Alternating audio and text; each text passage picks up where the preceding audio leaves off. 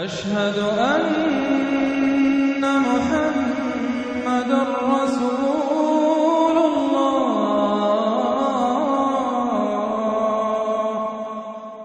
یہ جو سلسلہ شروع ہوا 14 سورتوں کا، پہلا جوڑا اس میں سے سورہ یونس، سورہ ہود علیہم الصلاۃ والسلام۔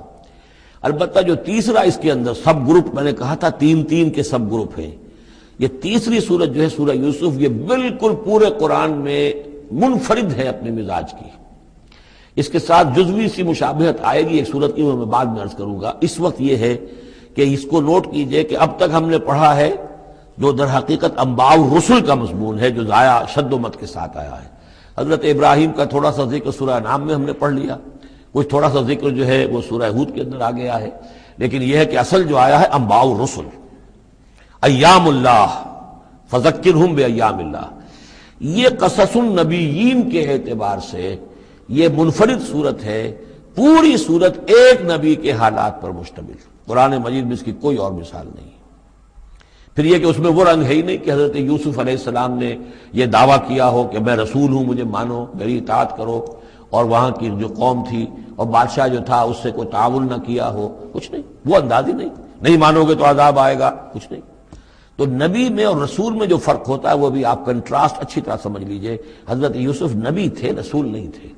رسول بنا کر جسے بھیج دیا جاتا تھا وہ تو پہلے کہتا تھا مجھے مانو، میری اطاعت کرو، ان اعبدوا اللہ واطیعون، اللہ کی بندگی کرو، میری اطاعت کرو، اللہ اور خیر صلی اللہ، اس کے بعد اگلی بات ہوگی۔ لیکن نبی کا معاملہ یہ نہیں ہوتا۔ نبی جیسے کہ مصلح ہوتے ہیں، نیک لوگ ہوتے ہیں، اولیاء اللہ ہوتے ہیں، خاص اللہ تعالیٰ کے برگزیدہ بندے ہوتے ہیں۔ اب ظاہر بات ہے کہ ایسے بھی ہوتے ہیں جیسے ہماری اس امت کے اندر حضور کے بعد کتنے ہیں اولیاء اللہ پیدا ہوئے ہیں، اونچی شخصیت ہے، کیونکہ وحی کا دروازہ بند ہو چکا ہے، نبی ان میں سے کوئی نہیں ہے۔ لیکن انبیاء بنی اسرائیل جو ہے وہ گویا کہ اولیاء اللہ ہی تھے زیادہ تر، لیکن ان پر وحی بھی آتی تھی، وہ تسلسل جو ہے وحی کا چل رہا تھا۔ لیکن رسول وہی تھے کہ جنہیں تعین کے ساتھ کسی قوم کی طرف بھیج دیا جائے۔ حضرت یوسف کے جو یہ واقعات یہاں آ رہے ہیں اس تفصیل کے ساتھ، اور پوری صورت نازل ہوئی ہے، اس کا ایک سبب ہے۔ میں نے آپ سے عرض کیا تھا کہ یہ جو آخری دور تھا مکی، آپ کے قیام مکہ کے دور کا، زمانے کا، تو اس میں یہ کہ چیزیں پہنچ چکی تھی مدینے میں بھی خبریں، اور مدینے میں اہل کتاب کے یہود کے کان کھڑے ہو گئے تھے۔ اب انہیں تو امید تھی، منتظر تھے، نبوت تو آخری ظاہر ہونے والی ہے، لیکن سمجھتے تھے ہم میں سے ہوگا۔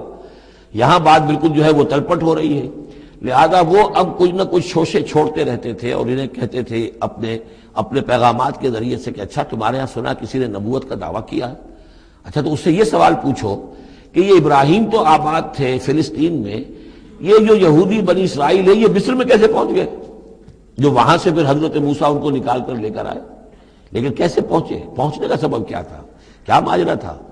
یہ اب تاریخ کا ایک سوال تھا جو انہوں نے کر دیا۔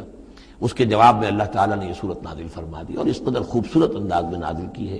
اور میں آپ کو ایک اور بات بھی بتا دوں کہ میرا قرآن مجید کے ساتھ جو معنوی تعارف ہوا ہے پہلی مرتبہ صحیح معنی میں، وہ اسی سورہ یوسف کے حوالے سے ہے، اور سورہ یوسف کی تفہیم القرآن مولانا مودودی کی۔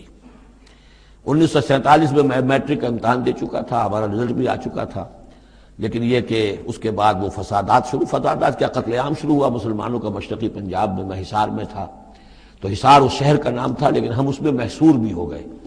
تقریباً 1.5 مہینہ ہم نے مورچے بنا لیے اور اپنی حفاظت کرتے رہے۔ اس دوران میں ظاہر بات ہے کرنے کا کوئی اور کام تھا نہیں، وہ تو جو بھی مورچوں پر جن کی ڈیوٹی ہے وہ مورچوں پر کھڑے ہیں، باقی کوئی کام نہیں۔ تو میں اور میرے بڑے بھائی اس زمانے میں پھر ایک مسجد کے اندر ہم بیٹھ کر، جو چونکہ انہوں نے بھی، وہ مجھ سے تو ویسے 6 سال بڑے ہیں، انہوں نے بھی جب میٹرک کیا تھا تو عربی پڑھی تھی، اور میں نے تازہ میٹرک کیا تھا اور میرے پاس بھی عربی کا مضمون تھا، تو پھر یہ ہم پڑھتے تھے۔ اور ترجمان القرآن جو مولانا مودودی کا رسالہ تھا، اس میں ان دنوں تفہیم القرآن میں یہ سورہ یوسف کی تفسیر شائع ہو رہی تھی، تو ان دنوں ہم مسجد میں بیٹھ کر یہ سورہ یوسف تفہیم القرآن سے، پھر چونکہ مجھے کچھ عربی آتی تھی اور تازہ تھی، اچھی تھی، تو اس میں یہ کہ ہماری گفتگو بھی ہوتی تھی، مذاکرہ کرتے تھے۔ تو اس طریقے سے جو پہلا بیرا، اس سے پہلے بھی بہرحال یہ کہ قرآن ہے، اللہ کا کلام ہے، اللہ کی کتاب ہے، ہمارا اس پر ایمان ہے، کچھ اس کو سمجھنا، کچھ پڑھنا، یہ تو تھا، لیکن جو ایک معنوی ایک ربط قائم ہوا، ذہنی رشتہ، ایک قلبی رشتہ، وہ در حقیقت سورہ یوسف اور سورہ یوسف کی بھی وہ تشریح و تعبیر کے جو مولانا مودودی نے تفہیم القرآن میں کی ہے۔ بسم اللہ الرحمن الرحیم الف لام را تلک آیات الکتاب المبین، یہ ایک روشن آیات کی کتاب کی آیات ہیں. انا انزلناہ قرآنا عربیا، ہم نے اس کو نازل کیا ہے عربی قرآن بنا کر. کس کو نازل کیا ہے؟ وہ جو ام الکتاب میں ہمارے پاس ہے، وہ جو لوح محفوظ میں ہے، اس کو ہم نے اتارا ہے اب محمد پر، تو قرآن عربی بنا کر اتارا ہے. لعلکم تعقلون، تاکہ اے عربو، اے عرب کے رہنے والوں، اے امیین کہ جن کی طرف اولین بعثت ہمارے رسول کی ہوئی ہے، تم اچھی طرح سمجھ سکو. نحن نقص علیک احسن القصص، اے نبی ہم آپ پر بیان کرنے لگے ہیں بہترین بیان. یہ قصص نہیں ہے، قصص ہوتا قاف کے زیر کے ساتھ تو قصے کی جمع ہوتا کہ بہترین قصہ ہم آپ کو سنا رہے ہیں. نہیں، احسن القصص، قصص جو ہے یہ یہاں پر یہ مصدر ہے، بہترین بیان. ہم آپ کے سامنے بہترین بیان پیش کر رہے ہیں بما اوحینا الیک ھذا القرآن، اس قرآن کے ساتھ جو ہم نے آپ کی طرف وحی کیا ہے. وَإِن كُنتَ مِن قَبْلِهِ لَمِنَ الْغَافِلِينَ، اور یقیناً آپ اس سے پہلے، اس قرآن میں اس قصے کے آنے سے پہلے، قرآن میں اس بیان کی آمد سے پہلے، وحی سے پہلے آپ یقیناً بالکل ناواقف تھے، غافل تھے. آپ کو کچھ معلوم نہیں تھا کہ یہ حضرت یوسف کیسے وہاں پہنچے اور بنی اسرائیل کیسے پہنچ گئے. اس قال یوسف لابیہ، حضرت یعقوب علیہ السلام کی ایک تو بڑی بیوی تھی، ان سے 10 بیٹے تھے، بڑے تھے، جوان تھے. پھر ایک چھوٹی بیوی تھی، ان سے یہ 2 بیٹے تھے، یوسف بڑے ان میں سے اور بنیامین چھوٹے. 12 بیٹے تھے ان کے. یہ اس قال یوسف لابیہ، یاد کرو جب کہ کہا تھا یوسف نے اپنے والد سے، حضرت یعقوب سے، یا ابت، ابا جان، انی رأیت 11 کوكبا، میں نے دیکھا ہے 11 ستارے، والشمس والقمر، اور سورج اور چاند، رأیتهم لی ساجدین، کہ وہ مجھے سجدہ کر رہے ہیں، میرے سامنے جو ہے سجدے میں ہیں. قال یا بنی لا تقصص رؤیاک علی اخوتک، حضرت یعقوب علیہ السلام نے اس بات کو سمجھ لیا کہ یہ 11 بھائی اور یہ میں ماں باپ، ہمارا کوئی خاص معاملہ ہونے والا اس بیٹے کے ساتھ، اور اللہ تعالیٰ اس بیٹے کی کوئی خاص فضیلت ظاہر کرنے والا ہے. لہذا فرمایا کہ یہ اپنا بیان لا تقصص رؤیاک علی اخوتک، اپنے بھائیوں کے سامنے بیان نہ کر دینا، فیکیدوا لک کیدا، تو وہ تمہارے خلاف کو سازش کریں گے. اس لیے کہ ان میں پھر حسد کی آگ بھڑک اٹھے گی اور وہ سوچیں گے کہ اللہ تعالیٰ نے یہ فضیلت اگر کوئی رکھی تو ہماری بجائے وہ اس یوسف کے لیے رکھی ہے، تو اس سے کہ تمہیں کوئی غضب پہنچ جائے گا. ان شیطان للانسان عدو مبین، یقیناً شیطان تو انسان کا کھلا دشمن ہے ہی. وَكَذَلِكَ يَجْتَبِيكَ رَبُّكَ وَيُعَلِّمُكَ مِن تَأْوِيلِ الْأَحَادِيثِ، اور اسی طریقے سے تمہارا رب جو ہے تمہیں پسند کر لے گا، چن لے گا. یعنی نبوت کے لیے اب معلوم ہوتا ہے کہ میرے بیٹوں میں سے اللہ نے تمہیں چن لیا ہے، یہ معلوم ہوتا ہے. كَذَلِكَ يَجْتَبِيكَ رَبُّكَ، اسی طرح اللہ چن لے گا، برگزیدہ کرے گا تجھے. وَيُعَلِّمُكَ مِن تَأْوِيلِ الْأَحَادِيثِ، اور تمہیں سکھائے گا تعویل الاحادیث. اس کے 2 معنی ہیں، ایک تو یہ کہ خواب کی تعبیر کرنا، اور یہ کسی بھی بات کی تہ تک پہنچ جانا، کنہ تک پہنچ جانا. تو عام اگر لیں گے تو کسی بھی بات، معاملہ فہمی جسے ہم کہتے ہیں، جز رسی، کسی چیز کے جو ہے اجزاء تک انسان پہنچ جائے، نگاہ دور تک چلی جائے، وہ بھی. اور یہ کہ اس کو تعویل الاحادیث جو ہے یہ خاص طور پر خوابوں کے لیے بھی ہے. وَيُتِمُّ نِعْمَتَهُ عَلَيْكَ، اور اتمام فرمائے گا اپنی نعمت کا تجھ پر. وعلی آل یعقوب، اور تمام آل یعقوب پر. کما اتمھا علی ابویک، جیسے کہ اس نعمت کا اس نے اتمام فرمایا تیرے آباء و اجداد پر، من قبل پہلے، ابراہیم و اسحاق، ابراہیم اور اسحاق پر. یعنی اسحاق تمہارے دادا اور ابراہیم تمہارے پردادا. اپنا نام انہوں نے نہیں لیا، ظاہر بات ہے کہ وہ خود اپنا ذکر کیسے کرتے. ان ربک علیم حکیم، یقیناً تیرا رب جو ہے وہ علیم ہے اور حکیم ہے. لقد کان فی یوسف و اخوتہ آیات للسائلین، یقیناً حضرت یوسف اور ان کے بھائیوں کا جو واقعہ ہوا، جو ماجرا ہوا، اس میں تو نشانیاں ہیں ان پوچھنے والوں کے لیے. یعنی جنہوں نے یہ سوال پوچھوایا ہے اور جو پوچھ رہے ہیں ان سب کے لیے نشانیاں ہیں. اگر اسی قصے کو حقیقت بینی کے ساتھ جو ہے، حقیقت کی نگاہ کے ساتھ اسے دیکھیں اور طلب ہدایت کے لیے اس قصے پر غور کریں جو قرآن اب پیش کر رہا ہے، تو یہ کہ ان کے لیے تو بہت سی چیزیں جو ہے نکھر کر سامنے آ جائیں گی، حقائق واضح ہو جائیں گے. اذ قالوا لیوسف واخوہ احب الی ابینا منا ونحن عصبہ، جبکہ انہوں نے کہا کہ یہ یوسف اور اس کا بھائی بنیامین، احب الی ابینا منا، یہ ہمارے والد کو زیادہ محبوب ہیں ہم سے زیادہ محبت ان دونوں سے. ونحن عصبہ، جبکہ ہم ایک بڑی جماعت ہیں، طاقتور، بڑے تھے، جوان تھے، 10 تھے، اور ظاہر بات ہے قبائلی زندگی میں تو آپ کو معلوم ہے کہ بازو جو ہوتے ہیں، بیٹے جوان جو ہوں وہی تو اصل میں طاقت کی بنیاد ہوتے ہیں. جس کے جتنے بازو ہیں اتنا ہی وہ صاحب عزت ہے. تو ہم ہیں 10 جوان اور یہ 2 چھوٹے، محبت ان سے زیادہ ہو رہی ہے. انا ابانا لفی ضلال مبین، یقیناً ہمارے ابا جان کچھ بہک سے گئے، معلوم ہوتا ہے کچھ سٹھیا گئے. اقتلوا یوسف، قتل کر دو اس یوسف کو، اب اترہوہ ارضن، یا اسے کہیں دور کسی ملک کے اندر پھینک دو، اسے دلا وطن کر دو. یخلو لکم وجہ ابیکم، تاکہ تمہارے والد کی جو توجہات ہیں، عنایات ہیں، تمہاری طرف ہو جائیں. اس کی طرف سے ہٹ کر جو ساری عنایات کا مرکز اور منبع بنا ہوا یوسف، تو یہ جب یہاں نہیں رہے گا، یہ کانٹا نکل جائے گا، تو پھر یہ ہے کہ وہ عنایات جو ہیں حضرت یعقوب کی وہ ہمارے حصے میں آئیں گی.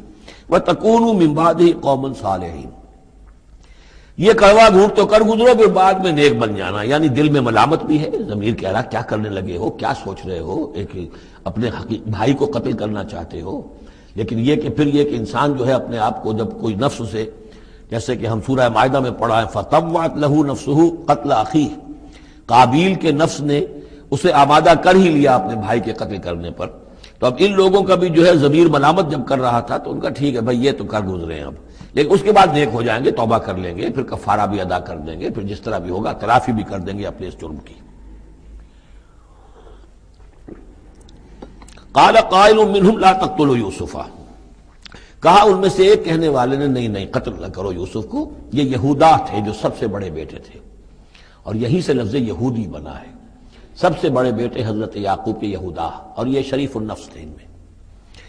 انہوں نے کہا نہیں قتل مت کرو. وَأَلْقُوهُ فِي غَيَابَةِ الْجُبِّ، ہاں کسی جو باولیاں پچھلے زمانے میں ہوتی تھی، کنواں نہیں اصل میں کہنا چاہیے، باولیاں آپ کو پتہ نہیں، بہت سے لوگ جانتے نہیں ہوں گے، وہ ایک بہت گہرا سا جو ہے وہ کھودتے تھے تاکہ پانی تک پہنچ جائے، اور پھر جہاں پانی کی سطح ہوتی تھی اس کے آس پاس طاقچے بنے ہوتے تھے.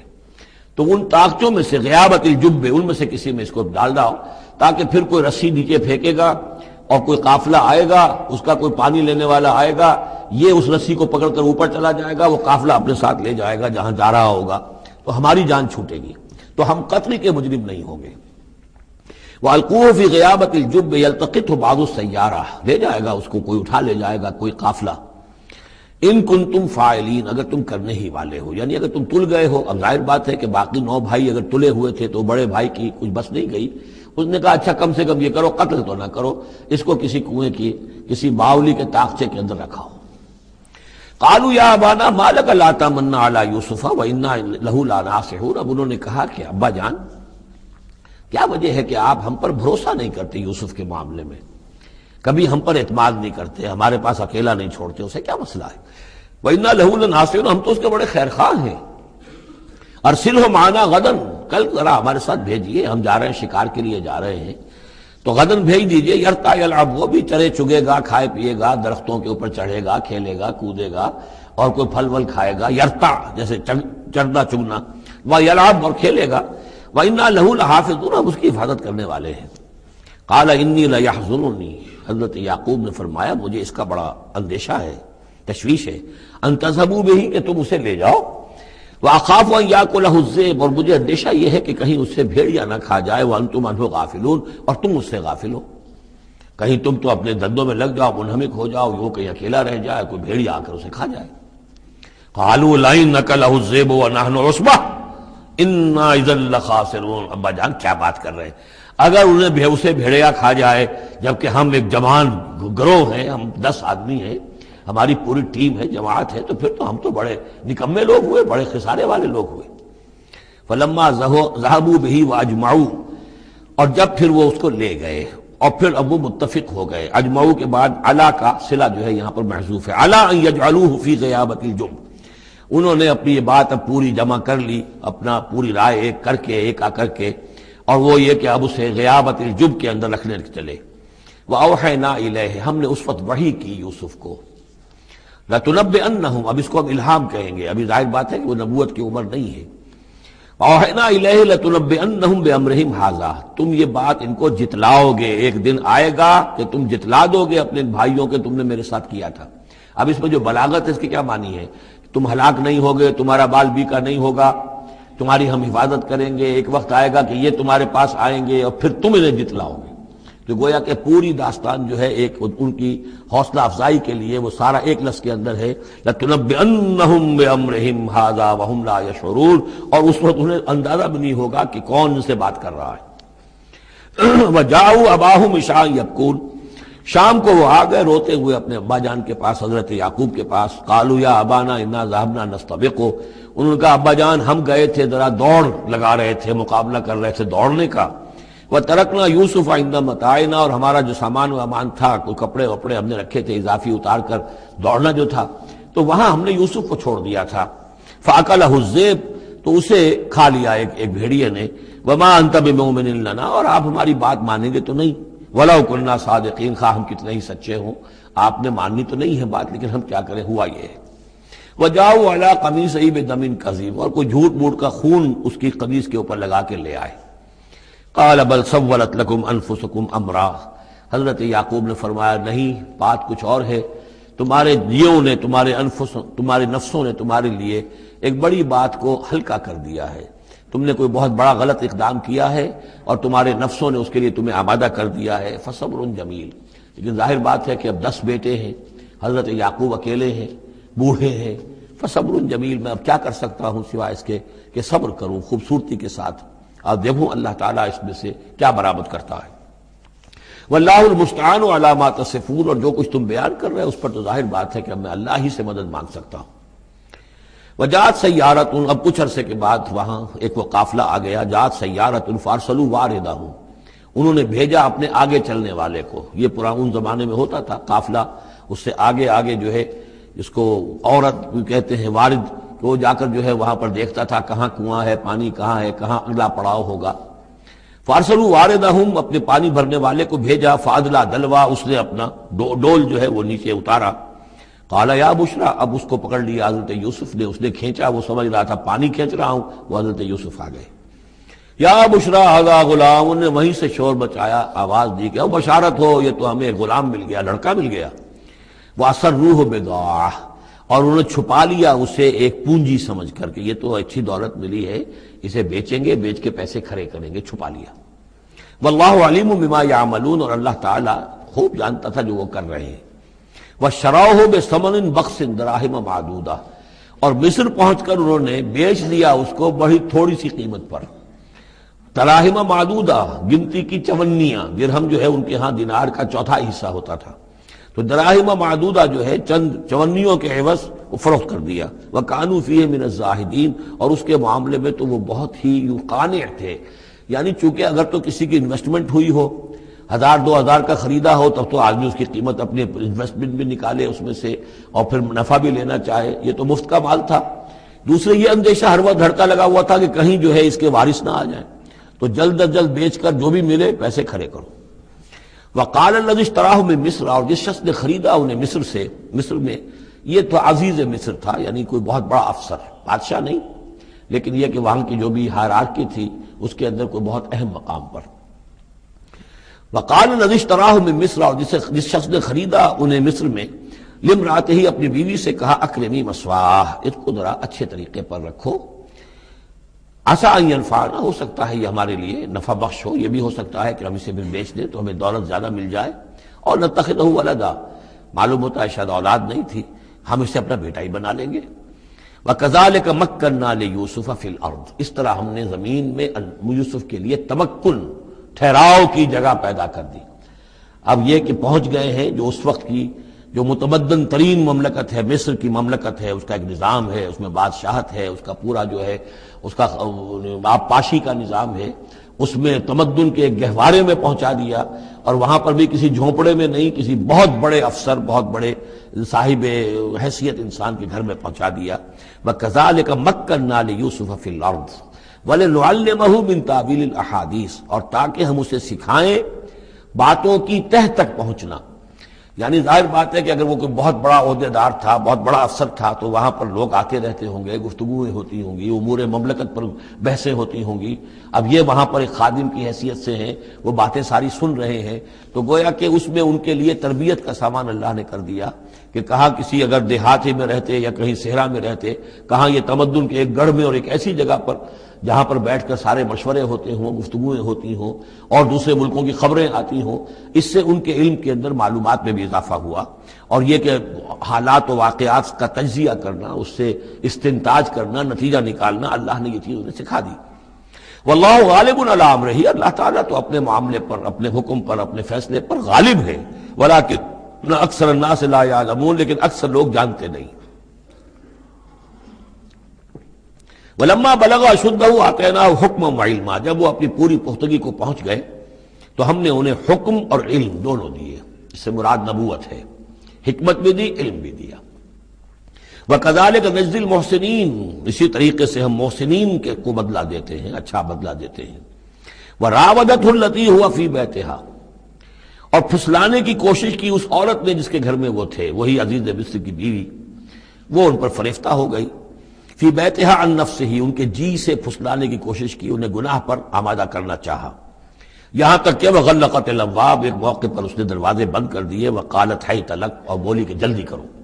قال معاذ اللہ، حضرت یوسف نے فرمایا اللہ کی پناہ طلب کرتا ہوں، انہ ربی احسن مثوایا، یہاں ربی دونوں طرف جا سکتا ہے، ایک تو اللہ کی طرف بھی، دوسرے یہ کہ میرا آقا، یہ لفظ جو ہے آقا کے لیے، بادشاہ کے لیے بھی اس صورت میں بار بار آیا ہے کہ میں خیانت کروں اپنے آقا کی، اس نے میرے ساتھ بہترین سلوک کیا ہے، اچھی طرح رکھا ہے، میں یہ بھی نہیں کر سکتا، اور یہ بھی ہو سکتا ہے اللہ نے سارا بندوبست کیا ہے، اللہ ہی نے تو سارا مکننا لیوسف، تو دونوں طرف یہ لفظ جا سکتا ہے۔ معاذ اللہ انہ ربی احسن مثوایا انہ لا یفلح الظالمون، گناہ گار اور ظالم لوگ جو ہیں فلاح نہیں پایا کرتے۔ وَلَقَدْ هَمَّتْ بِهِ وَهَمَّ بِهَا، اور وہ تو ان کی طرف لپکی، یا یوں سمجھیے کہ اس نے تو ارادہ کیا اس کا، وَهَمَّ بِهَا لَوْلَا أَن رَأَىٰ بُرْهَانَ رَبِّهِ، اور وہ بھی کرتا اگر نہ دیکھ لیتا اپنے رب کی ایک دلیل، یعنی یہ کہ یوسف جوان بھی تھے، یوسف جو ہے پھر بہرحال انسان تھے، طبع بشری کی بنیاد پر ان کے اندر بھی وہ ایک داعیہ پیدا ہو سکتا تھا، لیکن اللہ تعالیٰ کا خاص انتظام یہ ہوا کہ کوئی خاص اس وقت اللہ نے انہیں اپنی ایسی نشانی دکھائی، برہان دکھائی۔ روایات میں یہ آتا ہے کہ دیوار پر حضرت یعقوب علیہ السلام کی شکل ظاہر ہوئی اور وہ انگلی سے اشارہ کر رہے تھے کہ باز رہنا، تو یہ تورات کے اندر ہے۔ تو بہرحال قرآن مجید بھی کوئی اس کی یعنی نفی نہیں ہے اس میں، بلکہ ہو سکتا ہے الرا برہان ربہ، تو یہ اللہ کی طرف سے یہ بات دکھا دی گئی ہو، یہ کوئی انہونی بات نہیں۔ اور یہ ایک بات کو وَلَقَدْ هَمَّتْ بِهِ وَهَمَّ بِهَا، تو یہاں پہ لولا الرا برہان، وہ بھی بڑھتے ہیں، یعنی یہ کہ یہ چیزیں جو ہیں بہرحال جہاں تک فطرت انسانی کا تقاضا ہے اس میں ثابت قدم رہنا آسان کام نہیں ہے۔ كَذَلِكَ لِنَصْرِفَ عَنْهُ السُّوءَ، اور یہ اس لیے کہ ہم پھیر دیں اس سے بدی کا رخ، والفحشاء، اور بے حیائی کا، ہم نے خاص اہتمام کیا حضرت یوسف علیہ السلام کی عفت و عصمت کی حفاظت کی۔ انہ من عبادنا المخلصین، یقیناً وہ ہمارے بڑے مخلص بندوں میں سے تھے۔ یہ مخلص اور مخلص کا فرق نوٹ کر لیجئے، مخلص اس میں فاعل ہے، خلوص کرنے والا، اور مخلص وہ جس کو خالص کر لیا گیا ہو۔ اللہ کے مخلص بندے وہ ہیں جن کو اللہ نے اپنے لیے خالص کر لیا، تو یہ اللہ کے خاص بندے، چہیتے بندے مخلص ہیں جنہیں اللہ نے اپنے لیے خالص کر لیا ہے۔ واستبق الباب، وہ دونوں دوڑے دروازے کی طرف، یعنی حضرت یوسف علیہ السلام نے اس کی نیت بری دیکھی اور دیکھا کہ وہ تلی ہوئی ہے، اس کے اوپر شیطان کا بھوت سوار ہے، تو وہ دروازے کی طرف لپکے کہ میں بھاگ جاؤں، پیچھے وہ دوڑی۔ قالت وقدت قمیصہ من دبر، اور دوڑ میں اس میں یہ ہوا کہ اس نے جو پیچھے سے پکڑنے کی کوشش کی حضرت یوسف کو، تو ان کا کرتا جو ہے اس کے ہاتھ میں آ گیا اور وہ پھٹ گیا۔ حضرت یوسف دوڑ رہے ہیں، پیچھے سے وہ کرتے کا دامن جو ہے پھٹ گیا۔ وَأَلْفَيَا سَيِّدَهَا لَدَى الْبَابِ، اور اچانک ہو سکتا ہے غیر متوقع طور پر، وقت ایسا نہ ہو عام طور پر آنے کا، اس کا جو شوہر تھا، اس کو دونوں نے دیکھا کہ وہ دونوں دروازے کے اوپر وہ موجود ہے۔ پایا ان دونوں نے اس کے شوہر کو، اس کے سردار کو، اس کے آقا کو، اس کے شوہر کو لدى الباب، دروازے کے پاس۔ قالت ما جزاء من اراد باهلك سوءا، اب دیکھیے یہ ہے وہ کہ جو عورت کے جو تلتر جس کو کہتے ہیں مشہور، فوراً جو اس نے پیترا بدلا ہے، اس نے کہا اپنے شوہر سے مخاطب ہو کر، بڑا سوچو کیا سزا ہونی چاہیے اس شخص کی جو تمہاری بیوی کے ساتھ بدکاری کا ارادہ کرے، یعنی یہ کہ یہ جو یوسف ہے یہ مجھ پر گویا کہ مجرمانہ حملہ کرنا چاہتا تھا اور میں نے اپنے آپ کو بچایا ہے۔ قالت ما جزاء من اراد باهلك سوءا الا ان يسجن، اس کے سوا کیا سزا ہو سکتی ہے کہ اسے جیل میں ڈال دیا جائے اور عذاب العلیم، یا اسے کوئی اور دردناک عذاب دیا جائے۔ اب ظاہر ہے اپنے دفاع کے لیے حضرت یوسف کو کچھ نہ کوئی بیان تو دینا تھا۔ قال هي راودتني عن نفسي، انہوں نے صاف بیان کر دیا کہ خود اس نے مجھے گناہ پر آمادہ کرنا چاہا تھا اور پھسلانا چاہا تھا مجھے میرے جی سے۔ وشهد شاهد من اهلها، اب یہ کہ وہاں کوئی اور تھا، کوئی شخص کہ جو تھا اس عورت، وہ زلیخا اس کا نام آتا ہے تورات میں، قرآن میں کہیں نہیں ہے۔ امرات العزیز تو آتا ہے، اس عزیز کی بیوی، بڑے افسر کی بیوی، لیکن یہ کہ اس کا کوئی رشتہ دار بھی وہاں آن موقع پر موجود تھا۔ تو اس نے قرائن کی جو گواہی ہوتی ہے، سرکمسٹانشل ایویڈنس، اس کی بات کی۔ انہوں نے کہا کہ اگر تو اس کا کرتا پھٹا ہوا ہو، شاہد شاہد من اہلہا، اس عورت کے عزیزوں رشتہ داروں میں سے گواہی دینے والے نے ایک نے گواہی دی، اگر اس کا کرتا پھٹا ہوتا سامنے سے فصدقت، تو وہ سچی ہوتی، وہو من الکاذبین، اور یہ جھوٹا ہوتا۔ یعنی اگر کوئی مرد حملہ کر رہا ہے اور عورت اپنا تحفظ کر رہی ہے اور اس میں جو ہے کہیں کرتا پھٹتا ہے مرد کا، تو وہ سامنے کا حصہ پھٹے گا۔ وَإِنْ كَانَ قَمِيصُهُ قُدَّ مِن دُبُرٍ، اور اگر اس کی قمیص ہے پھٹی ہوئی پیچھے سے، فَكَذَبَتْ، تو وہ جھوٹی ہے، وَهُوَ مِنَ الصَّادِقِينَ، اور وہ سچا ہے۔ اب یہ بھی آپ دیجئے، کریڈٹ دیجئے بہرحال کہ اس کی عورت کے رشتہ داروں میں سے کسی نے اتنی عادلانہ بات کی ہے، اتنی حکیمانہ بات بھی کی ہے، عادلانہ بھی کی ہے اور حق کی بات کی ہے، تو معلوم ہوتا ہے کہ اس معاشرے کے اندر بھی جہاں بہت سی خرابیاں بھی تھیں، آگے آ جائیں گی وہ خرابیوں کا بھی ذکر ہے، لیکن یہ کہ بہرحال کچھ نہ کچھ اچھائیاں بھی تھیں۔ فلما رأى قميصه قد من دبر، جب اس نے دیکھا کہ قمیص تو پھٹی ہوئی ہے پیچھے سے، قال انه من کیدکن، تو اس نے کہا اس عزیز مصر نے اپنی بیوی سے کہ یہ تمہاری ہی چالوں میں سے ہے، فریب میں سے ہے۔ ان کیدکن عظیم، تم عورتوں کی چالیں جو ہیں اور تمہارے عورتوں کے جو فریب ہیں وہ بہت بڑے ہیں۔ یوسف اعرض عن ھذا، اب اس نے کہا یوسف ٹھیک ہے اس سے درگزر کرو، عن ھذا، اعرض عن ھذا واستغفری لذنبک، اور دیکھو تم اپنی بیوی سے مخاطب ہو کہا تم اپنے گناہ کا استغفار کرو، توبہ کرو، انک کنت من الخاطئین، یقیناً تو ہی تھی خطا کار۔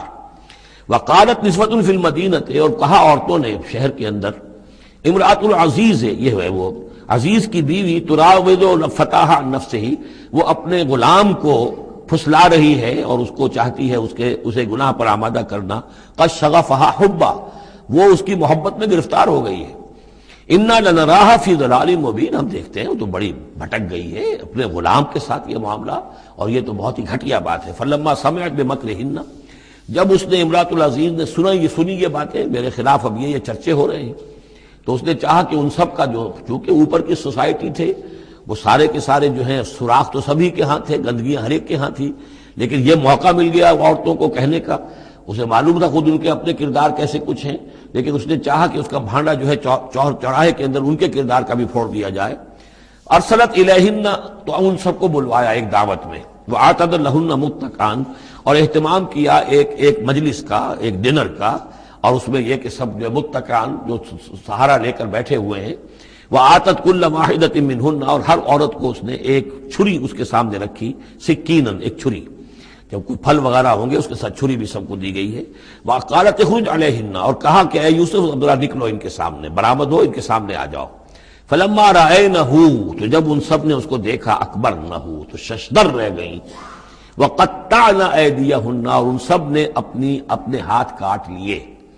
اس میں ایک کا تو کسی کا غلطی سے ہاتھ کٹ گیا ہوگا، چوک گئی ہوگی، دیکھ کر ایک دم چونکی کہ یہ اس قدر حسین و جمیل، یہ تو انسان نہیں معلوم ہوتا یہ کون ہے، تو اس کا ہاتھ کاٹا۔ اس کی طرف حضرت یوسف متوجہ ہوئے ہوں گے، خون اس کے کچھ نہ آخر ماں خادم کی حیثیت سے تھے کہ اس کے کوئی مرہم پٹی کریں، تو ہر ایک نے یہ چاہا کہ یہ التفات اس کا میری طرف بھی ہو، تو سب نے اپنی انگلیاں کاٹی۔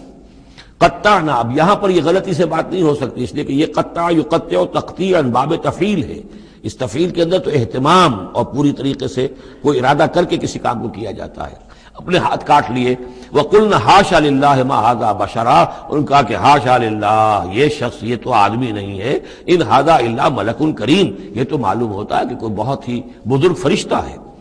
قالت فذلکن الذی لمتننی فیہ، تو اس نے کہا یہ ہے وہ جس کے بارے میں تم مجھے ملامت کر رہی تھی اور مجھ پر جو ہے تم تان کر رہی تھی. وَلَقَدْ رَاوَدتُّهُ عَن نَفْسِهِ، اور میں نے اسے یقیناً پھسلانا چاہا، گناہ پر آمادہ کرنا چاہا. فَاسْتَعْصَمَ، لیکن وہ جمع رہا، وہ قائم رہا، وہ مستقیم رہا، اس نے اپنے عفت اور عزت کی حفاظت کی. وَلَئِن لَّمْ يَفْعَلْ مَا آمُرُهُ، اور اگر اس نے نہ کیا وہ جو میں اسے حکم دے رہی ہوں، لَيُسْجَنَنَّ، تو وہ لازماً قید میں پڑے گا. وَلَيَكُونَ مِنَ الصَّاغِرِينَ، اور یہ کہ بہت ہی چھوٹا ذلیل و خوار ہو کر رہے گا. اس سے آپ اندازہ کر لیجئے کہ اس اونچی سوسائٹی کا اخلاقی طور پر اس وقت کیا حال ہو چکا تھا. کس دھڑلے سے یہ کہہ رہی ہے، اور ان کی تمام بیگمات کا بھی جو مسئلہ تھا وہ بھی سامنے آ چکا، اور اس میں ظاہر بات ہے کہ اسی دھڑلے کے ساتھ اس کا اعلان کرنا اپنے گناہ کا، کوئی اس میں حجاب محسوس نہیں کر رہی. قال رب السجن احب الی مما یدعوننی الیہ، حضرت یوسف نے دعا کی، پروردگار مجھے قید زیادہ پسند ہے اس چیز سے جس کی طرف یہ مجھے بلا رہی ہیں. وَإِلَّا تَصْرِفْ عَنِّي كَيْدَهُنَّ، اور اگر اے پروردگار تو نے مجھ سے دور نہ کر دیا ان کی چالوں کو، ان کی فریبوں کو، أَصْبُ إِلَيْهِنَّ، ہو سکتا ہے میں بھی ان کی طرف مائل ہو جاؤں. وَأَكُن مِّنَ الْجَاهِلِينَ، اور میں جاہلوں میں سے ہو جاؤں. فَاسْتَجَابَ لَهُ رَبُّهُ، تو اللہ تعالیٰ نے، اس کے رب نے اس کی دعا کو قبول کیا. فَصَرَفَ عَنْهُ كَيْدَهُنَّ، اور ان سب کی عورتوں کی جو چالیں تھیں ان سے ان کو بچا لیا. انه هو السمیع العلیم، یقیناً وہی ہے سننے والا اور جاننے والا. ثم بدا لهم من بعد ما رأوا الآیات، پھر یہ بات ان پر واضح ہو گئی، منکشف ہو گئی جب یہ ساری نشانیاں دیکھ لی. لَيَسْجُنُنَّهُ حَتَّىٰ حِينٍ، کہ عافیت اسی میں ہے کہ کچھ عرصے کے لیے اسے جیل میں ڈال دیا جائے. پبلک سیفٹی کا معاملہ یہی ہے، مصلحت عامہ کا تقاضا یہی ہے. ہم اپنی عورتوں کو تو سنبھال کے نہیں رکھ سکتے، لیکن پبلک سیفٹی کے لیے اس کو جیل میں ڈال دینا چاہیے. وَدَخَلَ مَعَهُ السِّجْنَ فَتَيَانِ قَالَ أَحَدُهُمَا إِنِّي أَرَانِي أَعْصِرُ خَمْرًا وَقَالَ الْآخَرُ إِنِّي أَرَانِي أَحْمِلُ فَوْقَ رَأْسِي خُبْزًا تَأْكُلُ مِنْهُ الطَّيْرُ مِنْهُ نَبِّئْنَا بِتَأْوِيلِهِ إِنَّا نَرَاكَ مِنَ الْمُحْسِنِينَ صدق اللہ العظیم. اور داخل ہوئے ان کے ساتھ جیل میں دو جوان. جب انہیں جیل میں بھیجا گیا حضرت یوسف علیہ السلام کو، تو اتفاقاً اسی موقع پر دو اور قیدی بھی لا کر داخل کیے گئے. قال احدهما، ان میں سے ایک نے یہ کہا، انی ارانی اعصر خمرا، میں یہ دیکھ رہا ہوں، خواب میں نے دیکھا ہے کہ میں شراب کشید کر رہا ہوں.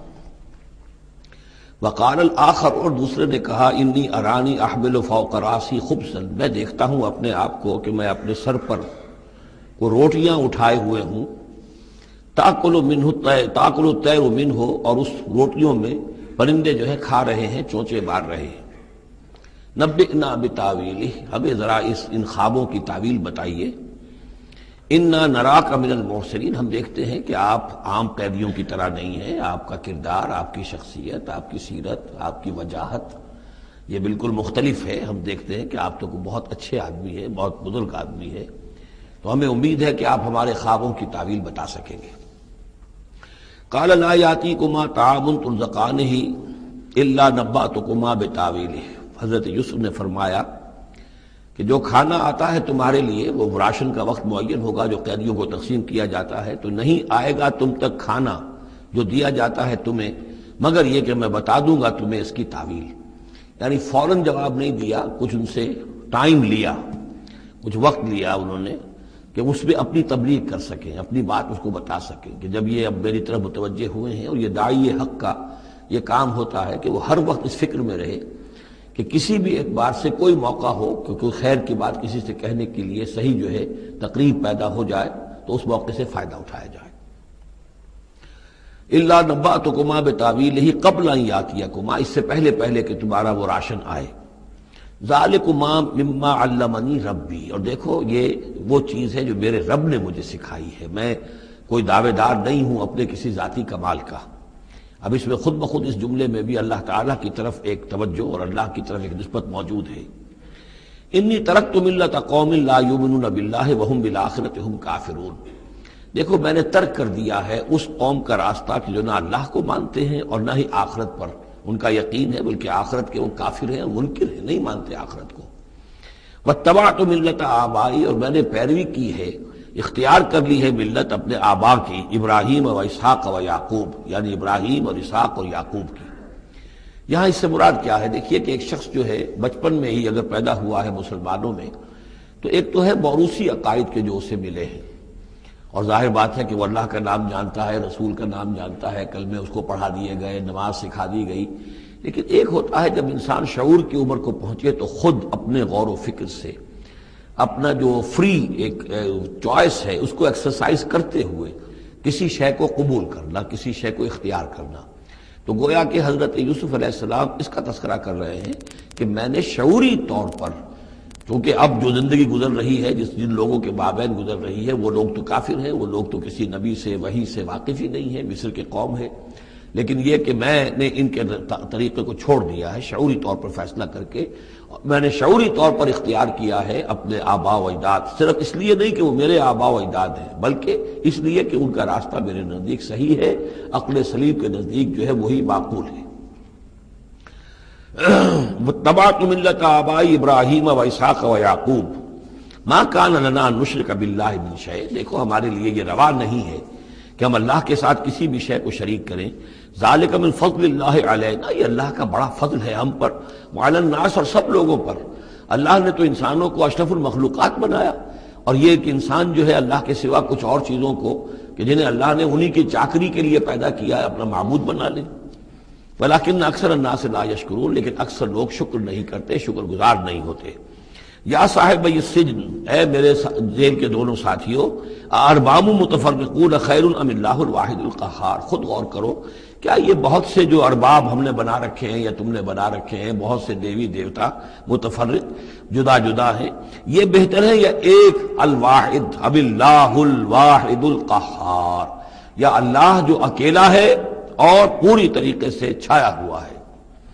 ما تعبدون من دونہ الا اسماء سمیتموها انتم وآباؤکم، نہیں پوچھتے تم اس کے سوا دیویوں اور دیوتاؤں کو مگر یہ کوئی شے نہیں ہے، یہ کچھ نام ہے جو تم نے رکھ لیے ہیں، تم نے بھی اور تمہارے آباء و اجداد نے بھی. ما انزل اللہ بہا من سلطان، اللہ تعالیٰ نے ان کے لیے کوئی سند نہیں اتاری. ان الحکم الا للہ، اختیار مطلق صرف اللہ کا ہے. حکم دینے کا اختیار، فیصلے کا اختیار، قانون دینے کا اختیار صرف اللہ کا ہے. امر اللہ تعبدوا الا ایاہ، اور اس نے یہ حکم دیا ہے کہ اس کے سوا کسی اور کو مت پوجو، مت بندگی کرو.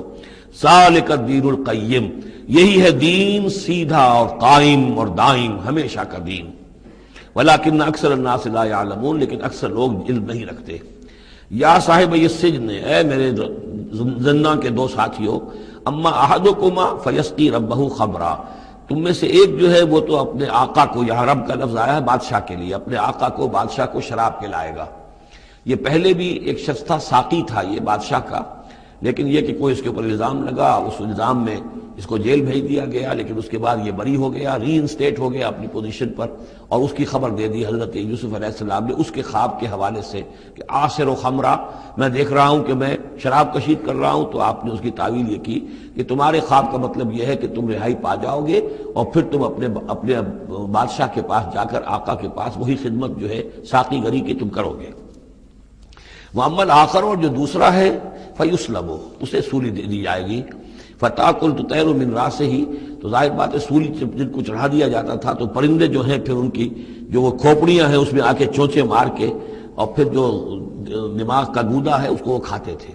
تو فرمایا کہ وہ پھر تاکل الطیر من راسہ، جب وہ سولی پر چڑھا ہوا ہوگا تو پرندے آئیں گے اور اس کی کھوپڑی میں چونچے مار کے اس کے سر میں سے کھائیں گے، بھیجا کھائیں گے. قضی الامر الذی فیہ تستفتیان، فیصلہ کر دیا گیا اس معاملے کا جس کے بارے میں تم دونوں نے فتویٰ مانگا تھا، رائے پوچھی تھی. وقال للذی ظن انہ ناج، اور حضرت یوسف نے کہا اس شخص سے جس کے بارے میں ان کا گمان تھا کہ یہ نجات پا جائے گا، رہائی پائے گا، چلا جائے گا، منہما، ان دونوں میں سے، اذکر افنی عند ربک، کبھی میرا ذکر کرنا اپنے رب کے پاس، اپنے آقا، اپنے مالک، اپنے بادشاہ کے پاس میرا بھی ذکر کرنا کہ ایک شخص ہے، بے گناہ ہے، اور اس طریقے سے جیل میں اس کو ڈال دیا گیا ہے. فانساہ شیطان ذکر ربہ، تو شیطان نے بھلائے رکھا اس شخص کو اپنے بادشاہ کے پاس حضرت یوسف کے ذکر کرنے کو. فلبث فی السجن بضع سنین، تو حضرت یوسف رہے اس جیل کے اندر کوئی کئی برس تک. بضع کا لفظ عربی زبان میں 9 تک پر آتا ہے، 10 سے کم تر، تو 2 3 4 5 6 7 8 9 تک. وقال الملک کو، اب اس کے بعد ایک نیا چیپٹر آ رہا ہے اس داستان کا. بادشاہ نے کہا، قال الملک کو اپنے دربار میں، اب یہاں یہ نوٹ کر لیجئے کہ اس وقت کا جو مصر کا یہ بادشاہ ہے یہ فرائنہ میں سے نہیں ہے. اس وقت مصر میں حکومت تھی جن کو تاریخ میں کہتے ہیں ہکسوس کنگز، چرواہے بادشاہ. ہوا یہ تھا کہ یہی جو عرب کا ڈیزرٹ تھا جس نقشے میں آپ نے دیکھا ہے، ہمیشہ تاریخ میں ایسا ہوتا رہا ہے کہ ڈیزرٹ میں کچھ قوت جو ہے ہیومن پوٹینشیل ڈیولپڈ ہوتا ہے، پھر وہ آ کر جو متمدن علاقے ہوتے ہیں ان پر حملہ کرتا ہے، اور پھر یا تو لوٹ مار کر کے واپس آ جاتے ہیں یا وہاں پر اپنی حکومتیں بھی قائم کر لیتے ہیں. تو اسی جزیرہ نماء عرب سے کوئی قوم نکلی، کوئی قبیلہ نکلا، زوردار تھا، اس نے حملہ کیا مصر پر، اور مصر کے جو مقامی لوگ تھے وہاں کی قبطی قوم کی، اسے اپنا غلام بنا لیا اور خود اپنی حکومت قائم کر لی. تو چرواہے بادشاہ کہلاتے ہیں کہ یہ صحرا سے آئے تھے، چرواہے تھے، اور یہ آ کر یہاں بادشاہ بن گئے. گویا کہ یہ لوکل نہیں تھے، بادشاہ تھے، فرائنہ میں سے نہیں تھے، فرائنہ کے خاندان میں سے نہیں تھے، بلکہ خود عرب تھے. وہ بادشاہ جو ہے معلوم ہوتا ہے کہ تھا بھی نیک سرشت، بہت ہی بھلا انسان تھا، اگرچہ یہ کہ بہرحال جہاں تک تعلق ہے توحید کا یا رسالت کا یا نبوت کا یا آخرت کا یا شریعت کا یا کتاب کا، اس سے نابلد، لیکن ہوتے ہیں مختلف لوگ، مختلف مزاج، تو بھلا آدمی تھا. قال الملک کو اس بادشاہ نے کہا انی ارا سبع بقرات، میں اپنے خواب میں نے دیکھا ہے کہ 7 گائیں ہیں، سمان خوب موٹی تازہ، یاکلہن سبع عجاف، انہیں ہڑپ کر رہی ہیں 7 گائیں جو دبلی ہیں، 7 گائیں دبلی ہیں اور وہ ہڑپ کر رہی ہیں 7 موٹی تازہ گائیں کو. یاکلہن سبع عجاف وسبع سنبلات خضر، اور میں دیکھتا ہوں کہ 7 بالیاں، بالیں ہیں ہری، سٹے ہیں ہرے اناج کے، وَأُخَرُ یابسات، اور 7 ہیں کہ جو سوکھے ہیں. یا ایھا الملأ افتونی فی رؤیایا، اے میرے درباریوں، اے میرے سرداروں، ذرا مجھے میرے خواب کی تعبیر بتاؤ. ان کنتم للرؤیا تعبرون، اگر تم واقعتاً خوابوں کی تعبیر کا فن جانتے ہو، اس سے واقف ہو. قالوا اضغاث احلام، انہوں نے کہا نہیں یہ تو پریشان خیالی ہے، یہ خواب جو ہے کوئی خاص مانوی خواب نہیں ہے، ایسے ہی ہے جیسے کہ پریشان خیالات ہوتے ہیں. جیسا کہ اب آپ کو معلوم ہے فرائڈ کا نظریہ ہے کہ یہ صرف جو انسان کے جو سیکشول ڈیزائرز ہیں یا اور کوئی ایمبیشنز ہیں نفسیاتی یا نفسانی، وہ دبی ہوئی ہوتی ہیں، تو پھر یہ کہ انسان خواب کے اندر ان کی تسکین جو ہے وہ کر لیتا ہے کسی طریقے سے، تو وہ اس کے اپنے خیالات ہوتے ہیں، پریشان خیالات. اگرچہ اسلام میں خواب 3 قسم کے ہیں. ایک خواب ہے کہ جو اللہ کی طرف سے ہوتا ہے، جس کو ہم کہتے ہیں سچا خواب، رؤیا صادقہ، وہ نبوت کے اجزاء میں سے ہے. اور ایک خواب شیطانی ہوتا ہے جو شیطان کی طرف سے ہوتا ہے، شیطان جو جنات ہیں وہ اس میں الہام کرتے ہیں. اور تیسرا اسی نوعیت کا ہوتا ہے جس کو یہاں کہا گیا ہے. تو فرائڈ ظاہر بات ہے کہ ان چیزوں سے واقف ہے، وہ جہاں تک کہ وہ رؤیا صادقہ ہے اس سے واقف نہیں ہے. قالوا اضغاث احلام وما نحن بتاویل الاحلام بعالمین، ایسے خوابوں کی تعبیر ہمیں نہیں آتی ہے. وہ باقاعدہ کوئی خواب ہو تو اس کی تعبیر ہم بتائیں. وقال الذی نجا منہما، اب اس شخص نے، وہ جو وہاں پر پھر ساقی گری کر رہا تھا، اسے اچانک حضرت یوسف یاد آ گئے. وقال الذی نجا منہما، اور کہا اس شخص نے جو ان دونوں قیدیوں میں سے نجات پا گیا تھا، بری ہو گیا تھا، رہا ہو گیا تھا، وذکر بعد امۃ، اور اس طویل عرصے کے بعد اسے اچانک یاد آ گیا، انا انبئکم بتاویلہ فارسلون، میں بتا دوں گا اس خواب کی تعویل آپ لوگوں کو، ذرا مجھے جانے دو، مجھے اجازت دیجئے کہ میں جاؤں اور جیل میں جا کر وہاں ایک شخص ہے اس سے مل کر اس خواب کی تعبیر معلوم کر لوں. یوسف ایھا الصدیق، اب وہ پہنچ گیا حضرت یوسف کی خدمت میں. یوسف اے صدیق، اے سچے، افتنا فی 7 بقرات سمان یاکلہن 7 عجاف، ذرا ہمیں بتائیے، تعویل بتائیے، حکم بتائیے اس کا کہ 7 گائیں ہیں بڑی دبلی اور وہ کھا گئیں، ہڑپ کر رہی ہیں 7 ان کو کہ جو موٹی ہیں، وسبع سنبلات، اور 7 بالی ہیں جو ہری ہیں، خضر واخر یابسات، اور 7 جو ہیں وہ بہت خشک ہیں، سوکھی ہیں. لعلی ارجع الی الناس، تاکہ میں لوگوں تک واپس جاؤں، لعلہم یعلمون، تاکہ انہیں معلوم ہو جائے کہ یہ خواب جو بادشاہ کا ہے اس کی تعبیر کیا ہے.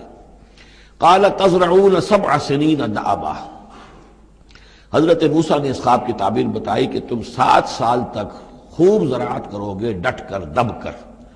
یہ دأبا جو ہے جم کر، جو پنجابی میں کہتے ہیں دب کے واہ تے رج کے کھا، تو یہ معلوم ہوتا ہے شاید کوئی نہ کوئی رب کا تعلق اس کا داب کے ساتھ ہے.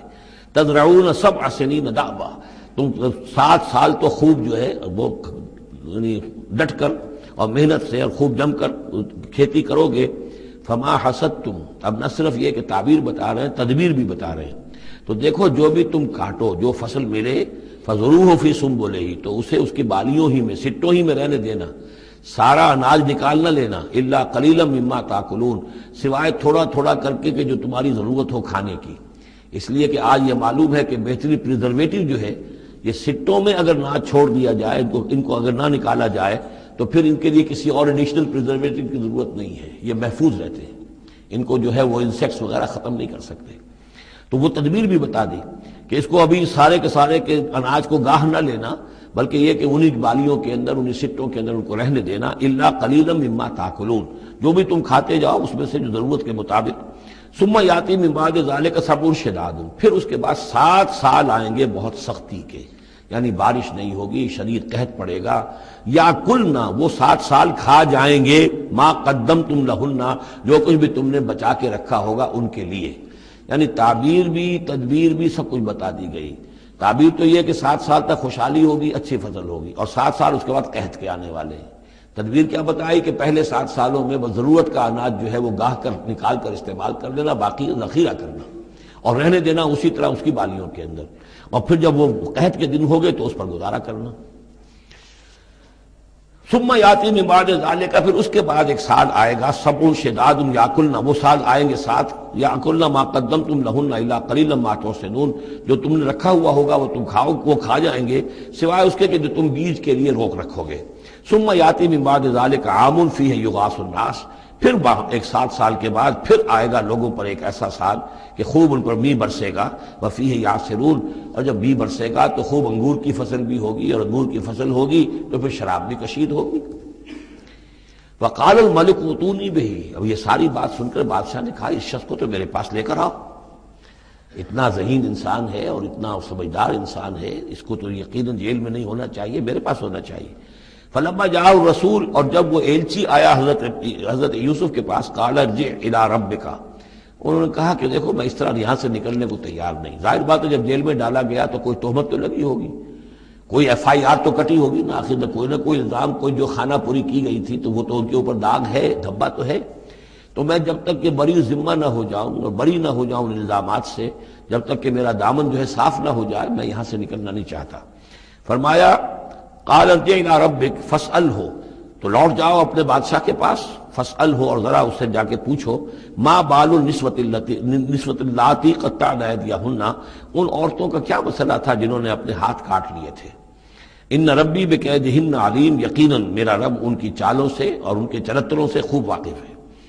قال فما خطبکن، اب بادشاہ نے طلب کر لیا سب کو، وہ بیگمات کو، اذ راوتن، ما خطبکن اذ راوتن یوسف عن نفسہ، کیا معاملہ تھا تم لوگوں کا، کیا حقیقت تھی اس کی جبکہ تم نے یوسف کو چاہا، تم سب نے چاہا کہ اسے تم پھسلا دو اور اسے تم گناہ پر آمادہ کرو۔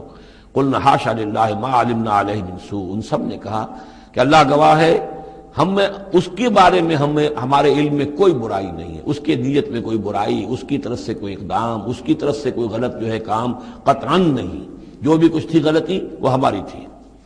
قالت امرأۃ العزیز، اب وہ اس امرأۃ العزیز نے بھی، جس کا نام زلیخا مشہور ہے، اس نے بھی کہا الآن حسس الحق، اب تو حق واضح ہو گیا، وہ جو بھی کچھ تھا اس کا پردہ چاک ہو گیا۔ انا راودتہ عن نفسہ، میں نے ہی اصل میں اس کو پھسلانا چاہا تھا، میں نے ہی اسے گناہ پر آمادہ کرنا چاہا تھا، وانہ لمن الصادقین، اور وہ بالکل سچا ہے، اس نے کوئی غلط بیانی نہیں کی ہے۔ ذالک لیعلم، یہ جملہ جو ہے اس کے بارے میں بہت سے اقوال ہے کہ یہ کس کا قول ہے۔ ایک قول یہ ہے کہ یہ زلیخا ہی کا کلام بھی چل رہا ہے، یہ اس لیے کہ وہ اس کو معلوم ہو جائے، یعنی حضرت یوسف علیہ السلام کو، انی لم اخنہ بالغیب، کیونکہ حضرت یوسف اس وقت وہاں موجود نہیں تھے، ان کی غیر موجودگی میں اس نے اپنے گناہ کا اقرار کیا ہے کہ میں نے اس کے ساتھ خیانت نہیں کی ہے۔ اب بھی ہو سکتا تھا کہ وہ پھر کوئی بکواس کرتی اور غلط بات کہتی، لیکن نہیں، لم اخنہ بالغیب، تاکہ یوسف کے علم میں یہ بات آ جائے کہ میں نے یہاں اس کی غیر موجودگی میں کوئی خیانت نہیں کی ہے۔ وَأَنَّ اللَّهَ لَا يَهْدِي كَيْدَ الْخَائِنِينَ، اور یقیناً اللہ تعالیٰ جو ہے خیانت کرنے والوں کی چال کو کامیاب نہیں کرتا۔ وما ابرئ نفسی، اور یہ کہ میں اپنے آپ کو کوئی بہت یہ نہیں سمجھتی کہ میں مجھ سے گناہ سرزد نہیں ہو سکتا، میں اپنے نفس کو بری نہیں کہتی۔ ان النفس لامارۃ بالسوء، نفس جو ہے انسان کا وہ تو بدی کا حکم دیتا ہی ہے، الا ما رحم ربی، سوائے اس کے کہ جس پر اللہ کا رحم ہو گیا ہو۔ ان ربی غفور الرحیم، یقیناً میرا رب جو ہے بہت غفور اور رحیم ہے۔ ایک تو یہ ترجمہ ہے اس رائے کے مطابق کہ یہ سارا کلام جو ہے اسی زلیخا کا ہے۔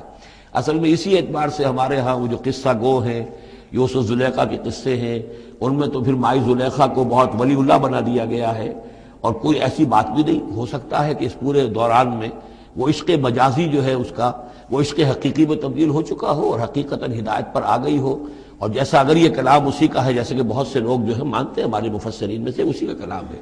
اب وہ اللہ کا ذکر جس طرح کر رہی ہے، میں نے اب جو ہے اس پر صحیح بات کہہ دی ہے، اللہ خائنوں کی بات کو راہیاب نہیں کرتا، اور میں اپنے نفس کو بری نہیں کہتی۔ یقیناً نفس جو ہے وہ تو انسان کو بدی کا حکم دیتا ہی ہے، الا ما رحم ربی۔ ایک رائے یہ ہے کہ اس کا قول تو ختم ہو گیا، انا راودتہ عن نفسہ وانہ لمن الصادقین۔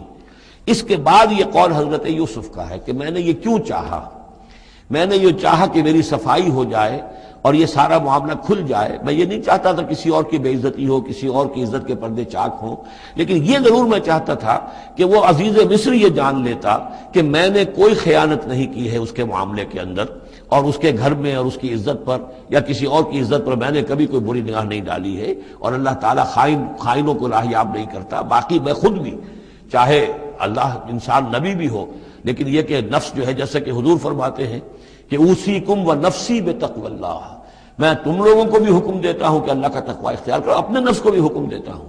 تو حضرت یوسف کا بھی یہ قول ہو سکتا ہے کہ میں بھی اپنے نفس کو بری نہیں سمجھتا، میں یہ نہیں سمجھتا، ہو سکتا ہے اللہ تعالیٰ کی طرف سے خصوصی حفاظت میری نہ ہوتی تو میں کسی غلط حرکت میں مبتلا ہو ہی جاتا۔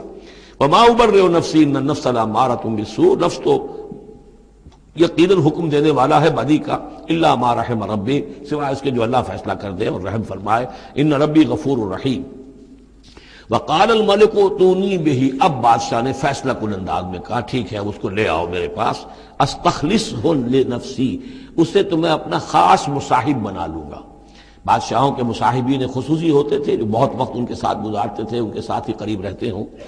فلما کلمہ، تو اب جب حضرت یوسف آ گئے دربار میں اور بادشاہ نے بات کی ان سے، قال انک اليوم لدینا مکین امین، تو بادشاہ نے کہا کہ آج کے دن سے آپ ہمارے پاس جو ہوں گے بڑی عزت والے اور معتبر انسان ہوں گے، اب آپ کی حیثیت جو ہے بہت اونچی ہوگی اس معاشرے کے اندر، ہمارے بڑے درباریوں میں آپ کا شمار ہوگا۔ قال اجعلنی علی خزائن الارض، ادھر حضرت یوسف کو یہ خیال تھا کہ بہت بڑی جو ہے مصیبت اس قوم کے اوپر آنے والی ہے، تو اس کے لیے انہوں نے فوری طور پر جو مطالبہ کیا وہ یہ تھا کہ مجھے زمین کے خزانوں پر مقرر کر دو، یعنی یہ کہ زراعت کا وزیر بنا دو یا چیف سیکرٹری بنا دو یا وزیر خزانہ بنا دو، کہ معیشت پوری میرے کنٹرول میں ہو، اس لیے کہ اس ملک کے اوپر جو آنے والے ہیں حالات وہ بہت ہی نازک ہیں، اور اگر اس کے لیے صحیح بندوبست نہ کیا گیا تو نہ صرف اس ملک کے لیے بلکہ آس پاس کے علاقے کے لیے بھی بہت خوفناک صورت پیدا ہو جائے گی۔ اس لیے کہ اصل میں یہ مصر ہی تھا کہ جو گرینری تھا اس پورے علاقے کے لیے، باقی آپ کو معلوم ہے اس کے بائیں طرف جو ہے مغرب میں بھی صحرا ہے، دائیں طرف بھی صحرا ہے، صحرا سینا ہے، تو یہ تو یہی علاقہ تھا کہ جس سے اناج وغیرہ پیدا ہوتا تھا، تو پورے علاقے کے لیے کفالت جو تھی اس کی زراعت جو ہے وہ یہیں سے ہوتی تھی، تو اس پورے علاقے پر بہت زبردست قحط آیا ہے، بہت زبردست قحط آیا ہے بعد میں۔ تو انہوں نے فرمایا کہ مجھے ان زمانوں کے ان سارے زمین کے جو خزانے ہیں اس پر مختار بنا دو، انی حفیظ علیم، میں حفیظ بھی ہوں، حفاظت کرنے والا ہوں، علیم بھی ہوں، جاننے والا ہوں، ماہر ہوں، میں یہ سارا بندوبست ٹھیک کروں گا۔ وَكَذَلِكَ مَكَّنَّا لِيُوسُفَ فِي الْأَرْضِ، اس طرح ہم نے یوسف کو تمکن عطا کیا زمین میں، يَتَبَوَّأُ مِنْهَا حَيْثُ يَشَاءُ، اب تو وہ جہاں چاہے وہاں ٹھکانہ بنا دے۔ اب مصر کی حکومت جو ہے پہلے تو اللہ تعالیٰ نے وہاں سے لا کر بدوی زندگی سے لا کر متمدن زندگی کے عین گڑھ میں مجدھار میں پہنچا دیا، عزیز مصر کے گھر میں پہنچا دیا۔ اب اس سے اگلا رتبہ جو ہوا ہے وہ تو یہ ہے کہ بہت ہی اونچا مقام اور مرتبہ ہو گیا، اب خود وہ عزیز بن گئے ہیں، بہت بڑے یعنی ان کے پاس کے بڑے اختیارات ہوں۔ وَكَذَلِكَ مَكَّنَّا لِيُوسُفَ فِي الْأَرْضِ يَتَبَوَّأُ مِنْهَا حَيْثُ يَشَاءُ، وہ جہاں چاہے جگہ پکڑے۔ نصیب برحمتنا من نشاء، ہم اپنی رحمت دیتے ہیں جس کو چاہتے ہیں، ولا نضيع اجر المحسنین، اور نیکوکاروں کا اجر ہم ضائع نہیں کرتے۔ وَالْأَجْرُ الْآخِرَةِ خَيْرٌ لِلَّذِينَ آمَنُوا، باقی یہ کہ اصل میں جو آخرت کا اجر ہے وہ تو بہت ہی بہتر ہے ان کے حق میں جو ایمان لائیں اور جو تقوی کی روش اختیار کیے رہے ہوں۔ وَكَانُوا يَتَّقُونَ۔ وجاء اخوت یوسف، اب پھر دیکھیے کئی سال کی بات ہے، اب 7 سال گزر گئے جس میں کہ اچھی فصل ہوئی، حضرت یوسف نے بندوبست کیا، سٹوریج کیا، بہت بڑا جو ہے انہوں نے سٹور کر لیا گندم کا یا جو بھی اس وقت کا اناج تھا۔ اب وہ دوسرے 7 سال شروع ہو چکے ہیں، قحط پڑا ہوا ہے، اب دور دراز سے لوگ آتے ہیں مصر میں غلہ لینے کے لیے۔ یہاں راشن مقرر کر دیا گیا ہے، ہر خاندان کو ایک اونٹ کے اوپر جتنا سامان آ سکتا ہے، جتنا آ سکتا ہے ایک بورا جو اونٹ کی پیٹھ پر لگ سکتا ہو، 1 سال کے لیے وہ راشن ہے اس کا۔ تو لوگ آتے تھے باہر سے بھی، جو بھی قیمت دے سکتے تھے، جو کچھ ان کے پاس ہوتا تھا وہ دیتے تھے، اور یہاں سے وہ راشن لے کر جاتے تھے۔ یہ نظام جو ہے وہاں چل پڑا ہے۔ اب گویا کہ یوں سمجھیے کہ لگ بھگ 10 سال کا فصل ہے ان دونوں رکوعوں کے مضمون کے درمیان۔ وجاء اخوۃ یوسف، اب یہ مشرقی کی طرف سے اب یہ یوسف، حضرت یوسف کے جو بھائی ہیں وہ بھی آئے ہیں، اور ان میں سے 10 آئے ہیں، 11واں نہیں آیا۔ 11واں جو چھوٹا تھا، اب حضرت یوسف کا جو حقیقی بھائی تھا اسے حضرت یعقوب اپنے سینے سے لگائے ہوئے ہیں، اور اس کے مارے میں قتل کسی طرح کا بھی وہ رسک لینے کو تیار نہیں ہے، کہیں جانے نہیں دیتے، ہر وقت اسے اپنے پاس رکھا ہوا ہے۔ وجاء اخوۃ یوسف فدخلوا علیہ، آئے بھائی حضرت یوسف کے اور داخل ہوئے ان کے ہاں، پیش ہوئے۔ فعرفہم، اس نے تو پہچان لیا ان کو، وہم لہ منکرون، لیکن وہ اسے نہیں پہچان پائے۔ کیا اندازہ ہو سکتا تھا کہ یوسف ہے، عزیز مصر بنا بیٹھا ہے یہاں، جس کے دربار میں ہماری اب یہاں پیشی ہو رہی ہے۔ ولما جہزہم بجہازہم، پھر جب ان کا سامان ان کے حوالے انہوں نے کر دیا، تیار کر دیا ان کا اسباب، قال ائتونی باخ لکم، انہوں نے یہ کہہ کر کہ ایک اور بھائی بھی ہمارا ہے، اس کا بھی خاندان ہے، اس کی فیملی ہے، اس کے لیے بھی آپ ہمیں ایک اونٹ جو راشن کا ہے وہ اتنا جو ہے ایک اونٹ کا بورا وہ ہمیں دیجئے۔ ان کا لائے کیوں نہیں ساتھ؟ تم تو 10 آئے ہو، وہ 11واں کہاں ہے؟ اچھا اگر ہے تمہارا 11واں بھائی، ایک علیحدہ فیملی ہے، تو ایک اور اونٹ، ایک اور راشن جو ہے ایک اور فیملی کا میں تمہیں دے دیتا ہوں، لیکن اب جب آؤ تو اس کو ساتھ لے کے آنا۔ قال ائتونی باخ لکم من ابیکم، اب جب آؤ گے تو اپنے بھائی کو جو تمہارے والد سے تمہارا بھائی ہے، ماں سے نہیں ہے، تمہارا جو باپ سے بھائی ہے، الا ترون انی اوفی الکیل، کیا تم دیکھتے نہیں ہو کہ میں پیمانے پورے بھر کر دیتا ہوں، انا خیر المنزلین، اور جو باہر سے آنے والے یہ مہمان آ رہے ہیں میں ان کی خاطر مدارات کرتا ہوں، میں بہتر مہمان نوازی کرتا ہوں۔ فإن لم تأتونی، اور اگر نہیں لے کر آؤ گے اس کو، بہی فلا کیل لکم عندی، تو پھر اس کے حصے کا جو راشن ہے وہ میں تمہیں نہیں دوں گا، وہی جو یہاں آئے وہ اپنے حصے کا راشن لے جائے۔ ولا تقربون، اور پھر میرے قریب نہ آنا، اس سے پھر یہ کہ آپ نے اظہار ناراضگی بھی فرمایا۔ قالوا سنراود عنہ اباہ، انہوں نے کہا کہ کوشش تو ہم کریں گے ابا جان کو کسی طریقے سے پھسلانے کی، وَإِنَّا لَفَاعِلُونَ، کچھ کر ہی گزریں گے انشاءاللہ، لے آئیں گے۔ وَقَالَ لِفِتْيَانِهِ، اور حضرت یوسف نے اپنے جو نوجوان کام کرنے والے تھے، چھوکرے جن کو کہا گیا، ان سے کہہ دیا، اجعلوا بضاعتهم فی رحالہم، یہ جو پونجی لے کر آئے تھے، ظاہر بات ہے کہ دیہات سے آئے، کیا لے کر آئے ہوں گے؟ کچھ اون لے آئے ہوں گے، بھیڑیں بکریاں جو پالی ہوئی ہیں تو اس کی کچھ اون لے آئے، یا کچھ طرح کی چیزیں جو دیہات سے لا کر، اور یہ شہر میں اب اس کو پیش کر رہے ہیں تاکہ اس کے عوض انہیں غلہ دیا جائے۔ تو فرمائی جعلوا بضاعتهم فی رحالہم، یہ ان کے اسباب نے، ان کا جو سارا سامان ہے جو یہ لے کر آئے تھے، یہ پونجی، یہ بھی واپس کر دو، اسی میں رکھ دو، جب اس میں گیہوں بھرو گے ان کے کجاووں کے اندر وہ سامان بھی رکھ دینا۔ لعلہم یعرفونہا، تاکہ وہ پہچانے اس کو اور میرے اس احسان کو سمجھیں جا کر، اذا انقلبوا الی اہلہم، جبکہ وہ اپنے اہل و عیال میں واپس پہنچیں گے، لعلہم یرجعون، تو شاید کہ پھر وہ میرے اس احسان کو بھی مانتے ہوئے پھر وہ دوبارہ آئیں۔ فلما رجعوا الی ابیہم، تو جب یہ پہنچے، لوٹے اپنے والد کے پاس، حضرت یعقوب کے پاس، قالوا یا ابانا منع منا الکیل، انہوں نے کہا ابا جان ہم سے ایک پیمانہ روک لیا گیا ہے، ایک خاندان کا راشن جو ہے وہ روک لیا گیا ہے، فارسل معنا اخانا، تو اب آئندہ جو ہے آئندہ سال ہمارے ساتھ ہمارے بھائی کو بھیجیے، نقتل، تاکہ ہم اس کی بھرتی بھی لے آئیں، اس کا راشن بھی لے آئیں، وَإِنَّا لَهُ لَحَافِظُونَ، اور ہم اس کی پوری حفاظت کریں گے۔ قَالَ هَلْ آمَنُكُمْ عَلَيْهِ، حضرت یعقوب نے فرمایا کیا میں تم پر اعتبار کروں اس کے بارے میں؟ هَلْ آمَنُكُمْ عَلَيْهِ إِلَّا كَمَا أَمِنْتُكُمْ عَلَىٰ أَخِيهِ مِنْ قَبْلُ، کیا اسی طرح تمہارے اوپر میں اعتبار کر لوں جیسے کہ میں نے اس کے بھائی یوسف کے بارے میں تم پر پہلے جو ہے وہ اعتماد کیا تھا؟ فاللہ خیر الحافظہ، ویسے تو اللہ تعالیٰ ہی ہے بہترین محافظ، وہو ارحم الراحمین، اور وہی ہے تمام رحم کرنے والوں میں سب سے بڑھ کر رحم کرنے والا۔ ولما فتحوا متاعهم وجدوا بضاعتهم ردت الیہم، جب انہوں نے اپنا سامان کھولا، کجاوے کھولے، تو انہوں نے یہ دیکھا کہ ان کی پونجی بھی انہیں لوٹا دی گئی ہے جو انہوں نے قیمت کے طور پر دی تھی۔ قالوا یا ابانا ما نبغی، وہ پکار اٹھے ابا جان ہمیں کیا چاہیے؟ هذه بضاعتنا ردت الینا، یہ ہماری پونجی بھی ہمیں لوٹا دی گئی ہے۔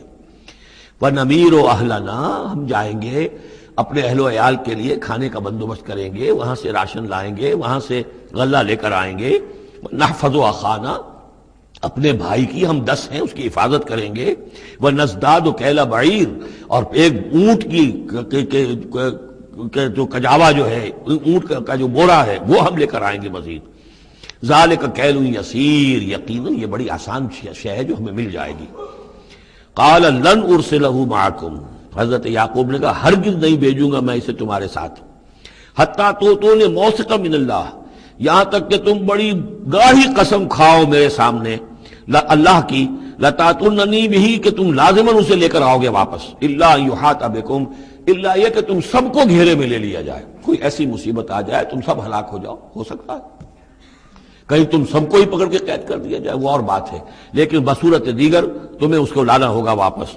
فلما آتوہ موثقہم، تو اب جب انہوں نے اپنی قسم کھا لی اور دے دی اپنا عہد و قول و قرار، قال اللہ علی ما نقول وکیل، تو حضرت یعقوب نے فرمایا ٹھیک ہے، اب جو اللہ تعالیٰ جو کچھ ہم کہہ رہے ہیں، جو ہمارا قول و قرار ہوا ہے، اللہ تعالیٰ اس پر نگہبان ہے۔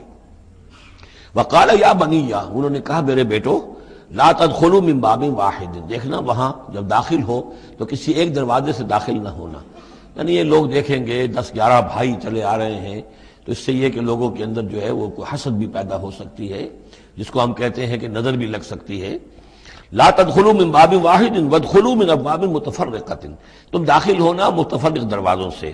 وما اغنی عنکم من اللہ من شیء، اور دیکھو میں اللہ تعالیٰ کی طرف سے کوئی فیصلہ ہو، کوئی تمہارے لیے کوئی غضب کا معاملہ ہو اللہ کی طرف سے ہی، تو میں روک نہیں سکتا، میں منع نہیں کر سکتا، لیکن یہ کہ پھر بھی جو بھی اللہ تعالیٰ کی طرف سے ہم احتیاط کر سکتے ہو اس کے اندر کوئی حرج نہیں ہے۔ وما اغنی عنکم من اللہ من شیء، میں نہیں بچا سکتا تمہیں اللہ تعالیٰ کی تقدیر سے یا اللہ کے فیصلے سے کچھ بھی۔ ان الحکم الا للہ، نہیں ہے اختیار مطلق مگر اللہ کا۔ علیہ توکلت، اسی پر میں نے توکل کیا ہے، وعلیہ فلیتوکل المتوکلون، اور اسی پر تمام توکل کرنے والوں کو لازماً توکل کرنا چاہیے۔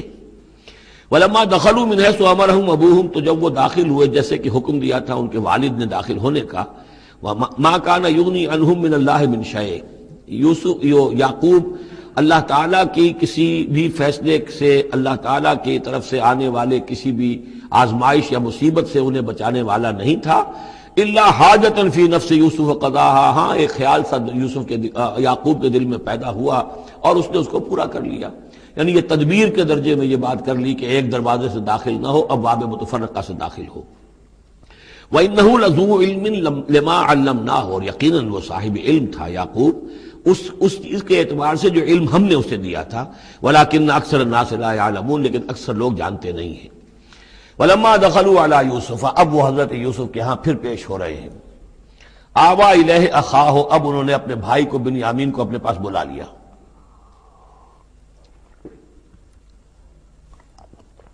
قال انی انا اخوک، اور خفیہ طور پر اس کو بتا بھی دیا، اپنی آئیڈینٹی ریویل کر دی، میں تمہارا بھائی ہوں، یوسف ہوں۔ فلا تبتئس بما كانوا يعملون، تو جو کچھ یہ لوگ یہ بڑے بھائی کرتے رہے ہیں اب اس کی طرف سے غمگین مت ہو، یعنی تمہارے اب دل اندر دور ہو چکے، سختی کے دن ختم ہو گئے، اب اللہ تعالیٰ نے مجھے جس مقام پر پہنچایا ہے اب تمہیں بھی مجھ تک پہنچا دیا ہے، لہذا اب کوئی رنج اور غم نہیں۔ فلما جہزہم بجہازہم، پھر اب دوبارہ جب ان کا سامان تیار کر دیا، بورے بھرے گئے، غلہ جو ہے بھر دیا گیا، جعل السقایۃ فی رحل اخیہ، تو حضرت یوسف علیہ السلام نے ایک پیالہ جو تھا، وہ یوں سمجھیے جام تھا سونے کا بنا ہوا جس میں کہ بادشاہ شراب پیتا تھا، جعل السقایۃ فی رحل اخیہ، تو پینے کا وہ پیالہ جو ہے وہ اپنے بھائی بنیامین کے بورے میں رکھ دیا۔ ثم اذن مؤذن، پھر ایک پکارنے والے نے پکار لگائی، ایتھا العیر، اے قافلے والو، انکم لسارقون، اب وہ چل پڑے ہیں، قافلہ چل پڑا، پیچھے سے آواز دے رہا ہے تم لوگ تو چور ہو۔ قالوا واقبلوا علیہم، انہوں نے کہا، پیچھے مڑ کر انہوں نے اس کی طرف رخ کیا ان لوگوں نے، ماذا تفقدون، تمہاری کیا چیز گم ہو گئی ہے؟ قالوا نفقد سؤال ملک، ہمیں نہیں مل رہا وہ بادشاہ کا جام، بادشاہ کا پیالہ، وَلِمَنْ جَاءَ بِهِ حِمْلُ بَعِيرٍ، اور جو بھی لے آئے گا اسے، اس کو ایک اونٹ کا کی جو ہے بوجھ، اتنا ایک اناج پھر اور دے دیا جائے گا، وَأَنَا بِهِ زَعِيمٌ، اور اس کا میں ذمہ دار ہوں۔ قَالُوا تَاللَّهِ لَقَدْ عَلِمْتُمْ، اب انہوں نے کہا اب سچ بول رہے ہیں، اور اس میں ان میں جو لجاجت ہے، اس وقت آگے کچھ اور بات تھی اب کچھ اور بات ہے۔ قالوا تاللہ لقد علمتم ما جئنا لنفسد فی الارض، ان کا اللہ کی قسم آپ لوگ خوب جانتے ہیں اچھی طرح سے کہ ہم زمین میں فساد مچانے نہیں آئے ہیں یہاں پر، ہم تو یہاں غلہ لینے آئے ہیں، مصیبت کے مارے ہیں، ہم یہاں آ کر چوری کریں گے؟ تاللہ لقد علمتم ما جئنا لنفسد فی الارض وما كنا سارقین، ہم ہرگز چور نہیں ہیں۔ قالوا فما جزاؤہ ان کنتم کاذبین، تو انہوں نے کہا جو وہاں کے جو بھی ان کے ملازمین ہوں گے کہ اچھا اگر تم لوگ جھوٹے ہو تو پھر جس کے پاس سے وہ برآمد ہو گیا اس کی کیا سزا ہوگی، کیا اس کو بدلہ دینا چاہیے؟ قالوا جزاؤہ من وجد فی رحلہ فہو جزاؤہ، ان کا ٹھیک ہے اگر تو ہمارے کسی سامان میں سے وہ نکل آئے تو جس کے سامان میں سے نکلے گا وہی اس کی جزا ہے، اس کو اپنے پاس رکھ لینا اور وہ جو ہے ہماری طرف سے گویا کہ تاوان ہو جائے گا جو اب ادا کر دیں گے۔ قالوا جزاؤہ من وجد فی رحلہ فہو جزاؤہ، وہی بدلہ ہوگا، اس کو تم رکھ لینا، وہ تمہارا غلام بن جائے گا۔ کذالک نجزی الظالمین، ہم تو اسی طریقے سے ظالموں کو بدلہ دیا کرتے ہیں، یہی ہمارے ہاں رواج ہے۔ حضرت یوسف کے بھائی کہہ رہے ہیں فبدا لهم بأوعیتهم قبل وعاء اخیہ، تو حضرت یوسف نے شروع کی تلاشی لینی تو اپنے بھائی کے اس بورے سے پہلے ان کے بوروں کی تلاشی لی، ثم استخرجها من وعاء اخیہ، پھر نکال لیا اپنے بھائی بنیامین کے بورے میں سے۔ کذالک کدنا لیوسف، اب یہاں چونکہ ذرا سا اشکال ہوتا ہے کہ ایک طرح کا دھوکہ ہو رہا ہے یہ، تو اس میں ذرا ایک یعنی شان نبوت جو ہے حضرت یوسف علیہ السلام کا مقام اور مرتبہ، اور آپ نے اس طرح کی تدبیر اختیار کی ہے تو اللہ تعالیٰ نے اس کی ذمہ داری خود لی ہے۔ کذالک کدنا لیوسف، یہ چال ہم نے یوسف کو بتائی، کیونکہ اللہ کے علم میں تو تھا کہ کوئی گزند نہیں پہنچے گا، سب کو ان کو آئی جانا ہے، عارضی سا معاملہ ہے، اس عارضی سی تدبیر میں کسی کو نقصان کوئی پہنچ نہیں رہا ہے، تو ایک تدبیر ہے، یہ ایک توریہ جو ہو گیا ہے، اس توریے کے ذریعے سے وہ صورتحال، کیونکہ اللہ کو تو اختیار ہے، تو اس میں اللہ تعالیٰ نے اس کی پوری ذمہ داری خود اٹھا لی ہے۔ کذالک کدنا لیوسف، اس طرح ہم نے یہ چال اور یہ تدبیر بنا دی یوسف کے لیے۔ ما کان لیاخذ اخاہ فی دین الملک، ان کے لیے یہ ممکن نہیں تھا کہ اپنے بھائی کو روک سکتے اپنے پاس بادشاہ کے دین کے اعتبار سے، یعنی اس وقت ملک میں جو بادشاہ کا دین تھا، دین سے مراد نظام ہے، یہ نوٹ کیجئے، یہ جگہ بہت اہم ہے قرآن کی۔ دین کسے کہتے ہیں؟ نظام کو۔ بادشاہی نظام ہے تو وہ دین الملک، بادشاہ کا نظام ہے۔ بادشاہ جو ہے ساورن ہے، اس کا حکم جو ہے وہ قانون ہے، وہ جو چاہے حکم دے، اس کا معاملہ جو ہے وہ سارا اختیار مطلق اس کا ہے، پورا نظام سلطنت و مملکت اس کے تابع، یہ دین الملک۔ اور دین اللہ کیا ہے؟ اللہ کی ساورنٹی مان کر پورا نظام زندگی اس کے تابع کر دیا جائے، یہ دین اللہ ہے۔ اذا جاء نصر اللہ والفتح ورأیت الناس يدخلون فی دین اللہ افواجا، تو دین الملک اور دین اللہ۔ اور آج کا دین کون سا ہے؟ دین الجمہور، پاپولر ساورنٹی، حاکمیت عوام کی، وہ اپنے نمائندوں سے جو چاہیں قانون سازی کریں، جس چیز کو چاہیں جائز قرار دے دیں، جس چیز کو چاہیں ناجائز قرار دے دیں۔ یہ دین الجمہور ہے جو کفر ہے، شرک ہے۔ دین اللہ ہے اسلام، کہ اللہ کی ساورنٹی، حاکمیت اس کی، مسلمانوں کی خلافت، قانون جو ہے اللہ کا۔ البتہ جہاں اللہ کی طرف سے کوئی واضح حکم نہیں ہے وہاں مسلمان باہمی مشورے سے مباحات میں سے کسی شے کو اختیار کرنے میں چاہے میجورٹی ووٹ کے ذریعے سے فیصلہ کر لے، کوئی حرج نہیں، یہ دین اللہ ہوگا۔ تو ظاہر بات ہے کہ مصر جو سو نظام تھا، بادشاہ کا نظام تھا، اس کا قانون تھا، اور حضرت یوسف جو بادشاہ نہیں تھے، اس قانون کو وہ بدل نہیں سکتے تھے۔ وہ جو بھی اختیار تھا ان کا اپنے خاص شعبے سے متعلق تھا، وہ زراعت کا شعبہ تھا یا خوراک کا شعبہ تھا، اس میں تو مختار مطلق تھے، لیکن یہ کہ وہاں کا قانون اور دستور جو تھا اس میں دخل اندازی نہیں کر سکتے تھے، یہ باہر کے لوگوں کو وہاں روکنا ان کے لیے ممکن نہیں تھا۔ کذالک کدنا لیوسف ما کان لیاخذ اخاہ فی دین الملک، ان کے لیے ممکن نہیں تھا کہ اپنے بھائی کو بادشاہ کے قانون اور نظام کے تحت اپنے پاس روک سکتے، الا ان یشاء اللہ، سوائے اس کے جو اللہ چاہے۔ اللہ نے یہ تدبیر اختیار کی اور اس طریقے سے بنیامین خود ان کے بھائیوں کے منہ سے یہ لفظ نکل گیا، اور ظاہر بات ہے یہ بھی اللہ تعالیٰ کے انگلیوں کے مابین ہے تمام انسانوں کے دل، جسے چاہتا ہے پھیر دیتا ہے کہ ٹھیک ہے جس کے کجاوے میں سے اور جس کے بورے میں سے نکل آئے وہ پیالہ، بس اسی کو رکھ لینا تم۔ لہذا ان کے کہنے کے مطابق اب بنیامین حضرت یوسف کے پاس رہ گئے۔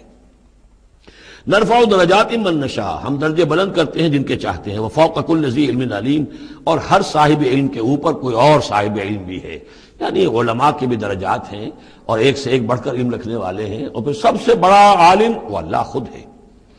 قالوا ان یسرق فقد سرق اخ له من قبل، اب ان کی دیکھیے وہ ابھی تک ان کی طبیعت کے اندر وہ ہلکا پن جو ہے، زیادہ سخت لفظ میری زبان پر آ رہا تھا، ہلکا پن باقی ہے۔ انہوں نے کہا اچھا اس نے چوری کی ہے تو اس کا ایک بھائی اور بھی تھا، یعنی یوسف، اس نے بھی چوری کی تھی۔ یہ ایسے ہی ہیں، یہ دونوں بھائی جو ہیں یہ اسی قسم کے ہیں۔ ان یسرق فقط سرق اخ له من قبل، اس کا ایک بھائی اور بھی تھا، اس نے بھی چوری کی تھی۔ فاسرها یوسف فی نفسہ، تو اسے چھپائے رکھا یوسف نے اپنے جی میں، فوراً اس کے اوپر ریٹارٹ نہیں کیا۔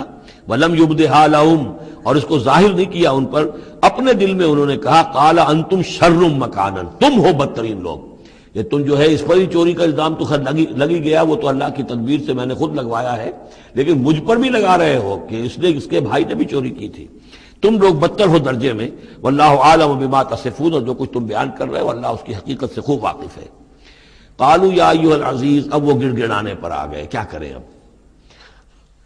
ابا جان سے حضرت یعقوب علیہ السلام سے تو پختہ وعدہ کر کے آئے تھے، قسمیں کھا کے آئے تھے۔ قالوا یا ایھا العزیز ان له ابا شیخا کبیرا، اے مختار مطلق، اے ان معاملات کے اندر اختیار رکھنے والے، اے عزیز، ان له ابا شیخا کبیرا، اس کا بنیامین کا باپ جو ہے بہت بوڑھا ہے، ضعیف ہے۔ فخذ احدنا مکانہ، ہم میں سے کسی کو اس کی جگہ پر روک لے، بدل دے، اس کو جانے دے اور ہم میں سے کسی کو رکھ لے۔ انا نراک من المحسنین، ہم دیکھتے ہیں کہ تم تو بڑے ہی نیک انسان ہو۔ قال معاذ اللہ، حضرت یوسف نے فرمایا اللہ کی پناہ، ان ناخذ الا من وجدنا متاعنا عنده، اس کی اللہ سے پناہ اس کی کہ ہم پکڑیں اس کو کہ سوائے اس کے کسی اور کو جس کے پاس کہ اس کا ہمارا مال برآمد ہوا ہے۔ انا اذا لظالمون، اس صورت میں تو ہم ظالم ہوں گے۔ فلما استيئسوا منه، جب وہ ساری اپنی جو بھی ہو سکتی تھی منت سماجت کر کے جب مایوس ہو گئے کہ حضرت یوسف بات ماننے والے نہیں ہیں، خلصوا نجیہ، اب وہ ایک طرف ہو گئے، علیحدگی میں جا کر آپس میں مشورہ کیا اب کیا کریں۔ قال کبیرہم، کہا ان کے بڑے نے، یہ وہی یہودا جس نے اس وقت بھی کہا تھا حضرت یوسف کے بارے میں کہ قتل مت کرو، لا تقتلوا یوسف وَاطْرَحُوهُ فِي أَرْضٍ يَخْلُ لَكُمْ وَجْهُ أَبِيكُمْ، کسی زمین میں کہیں پھینک دو ان کو، لیکن یہ کہ وہی شخص اب کہہ رہا ہے قال کبیرہم أَلَمْ تَعْلَمُوا أَنَّ أَبَاكُمْ قَدْ أَخَذَ عَلَيْكُمْ مَوْثِقًا، جانتے ہو نا کہ تمہارے والد نے حضرت یعقوب علیہ السلام نے تم سے پختہ قسم لی ہوئی ہے، عہد لیا ہوا ہے، من اللہ، اور اللہ کے نام پر وہ عہد ہوا۔ وَمِن قَبْلُ مَا فَرَّطْتُمْ فِي يُوسُف، اور یاد کرو اس سے پہلے تم نے کتنی زیادتی کی تھی، کتنا تم نے بڑا جرم کیا تھا یوسف کے معاملے میں۔ فَلَنْ أَبْرَحَ الْأَرْضَ، تو میں تو اب اس زمین سے نہیں کھسکوں گا، یہاں سے ہلوں گا نہیں، میں یہیں رہوں گا حتیٰ یأذن لی ابی، یہاں تک کہ والد خود مجھے اجازت دے، اگر وہ ہماری جو بھی تم ایکسپلینیشن جا کر دو وہ مطمئن ہو جائیں اور پھر وہ اجازت دیں گے تو میں یہاں سے ٹلوں گا، ورنہ میں یہیں رہوں گا۔ فلن ابرح الارض، میں اس جگہ سے ہرگز نہیں ہلوں گا، حتی یاذن لی ابی، یہاں تک کہ میرے والد جو ہے مجھے اجازت دیں، اور یحکم اللہ لی، یا پھر اللہ کوئی فیصلہ میرے بارے میں کر دے، وہو خیر الحاکمین، اور یقیناً وہ بہترین فیصلہ کرنے والا ہے۔ ارجعوا الی ابیکم، لوٹ جاؤ اپنے والد کے پاس، ابا جان کے پاس، فقولوا، اور جا کر کہو، یا ابانا، ابا جان، ان ابنک سرق، آپ کے بیٹے نے بنیامین نے چوری کی، وما شہدنا الا بما علمنا، اور ہم کچھ گواہی نہیں دے سکتے، ہم تو وہی کچھ کہہ رہے ہیں جو ہمارے علم میں آیا ہے، ہم کچھ نہیں کہہ سکتے۔ وما كنا للغیب حافظین، اور ہم غیب کے کہ ہم حافظ نہیں ہیں، ہمارے پاس اس کا کوئی ذریعہ نہیں ہے کہ اصل حقیقت سمجھ سکیں۔ جو بات سامنے آئی ہے وہ یہ ہے کہ بنیامین نے چوری کی ہے۔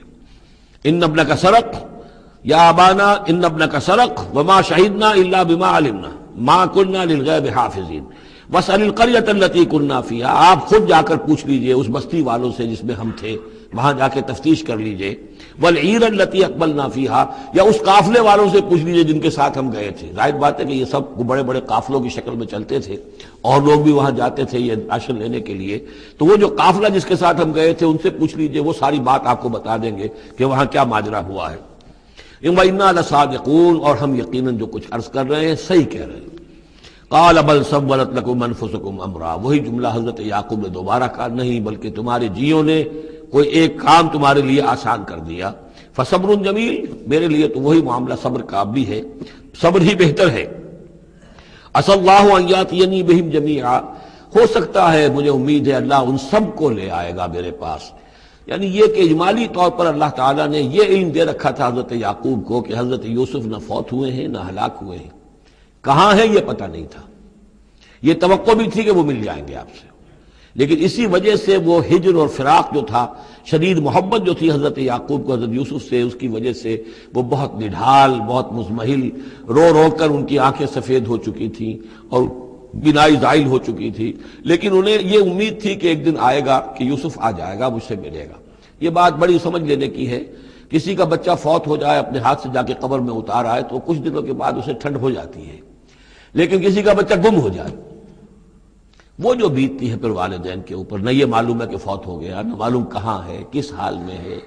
اب جس طریقے سے اغوا کر کے لے جاتے ہیں، خرکار لے جاتے ہیں بچوں کے، جب حشر کرتے ہیں، تو یہ گویا کہ سوہان روح، فوت ہو گیا، دفن کیا، گویا کہ جو بھی صدمہ ہوا لیکن کچھ دنوں کے بعد چین آ جاتی ہے، لیکن یہ معلوم ہو کہ فوت نہیں ہوا، اور یہ علم تھا حضرت یعقوب کو کہ حضرت یوسف زندہ ہیں، باقی کہاں ہے کس حال میں یہ نہیں، اور اس کی بنا پر وہ غمگین تھے۔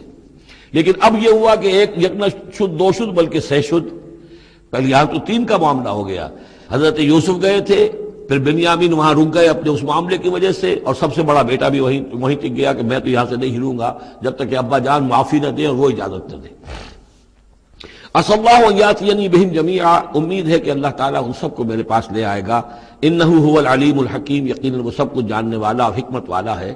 وتولى عنهم، اور یہ گفتگو کرنے کے ساتھ ہی حضرت یعقوب نے اپنا رخ موڑا، وقال یا اسفا علی یوسف، اور پھر انہوں نے دہائی دے کر ہائے افسوس یوسف، اور رونا شروع کر دیا۔ وابیضت عیناہ من الحزن، اور ان کی آنکھیں جو ہیں اس صدمے کی وجہ سے سفید ہو گئی تھیں، کیٹریکٹ ہوا ہوگا یا اور کچھ آ گیا ہو، سفیدی آ گئی ہو، کارنیا پر آئی ہو، اللہ عالم۔ اب یہ ہے کہ جو بھی اسپیشلسٹ ہیں آئیز کے، انہیں سوچنا چاہیے کہ صدمے کا اثر جو ہے آنکھوں پر اگر ہو تو کس نوعیت سے آیا، اس کا جو لینز متاثر ہوتا ہے یا کارنیا متاثر ہوتا ہے۔ وَابْيَضَّتْ عَيْنَاهُ مِنَ الْحُزْنِ فَهُوَ كَظِيمٌ، وہ جو اندر ہی اندر اپنے رنج کو گھونٹ رہے تھے، پی رہے تھے اندر ہی اندر، اس کا یہ اثر ہوا کہ ان کی آنکھیں جو ہے وہ سفید ہو گئی تھی۔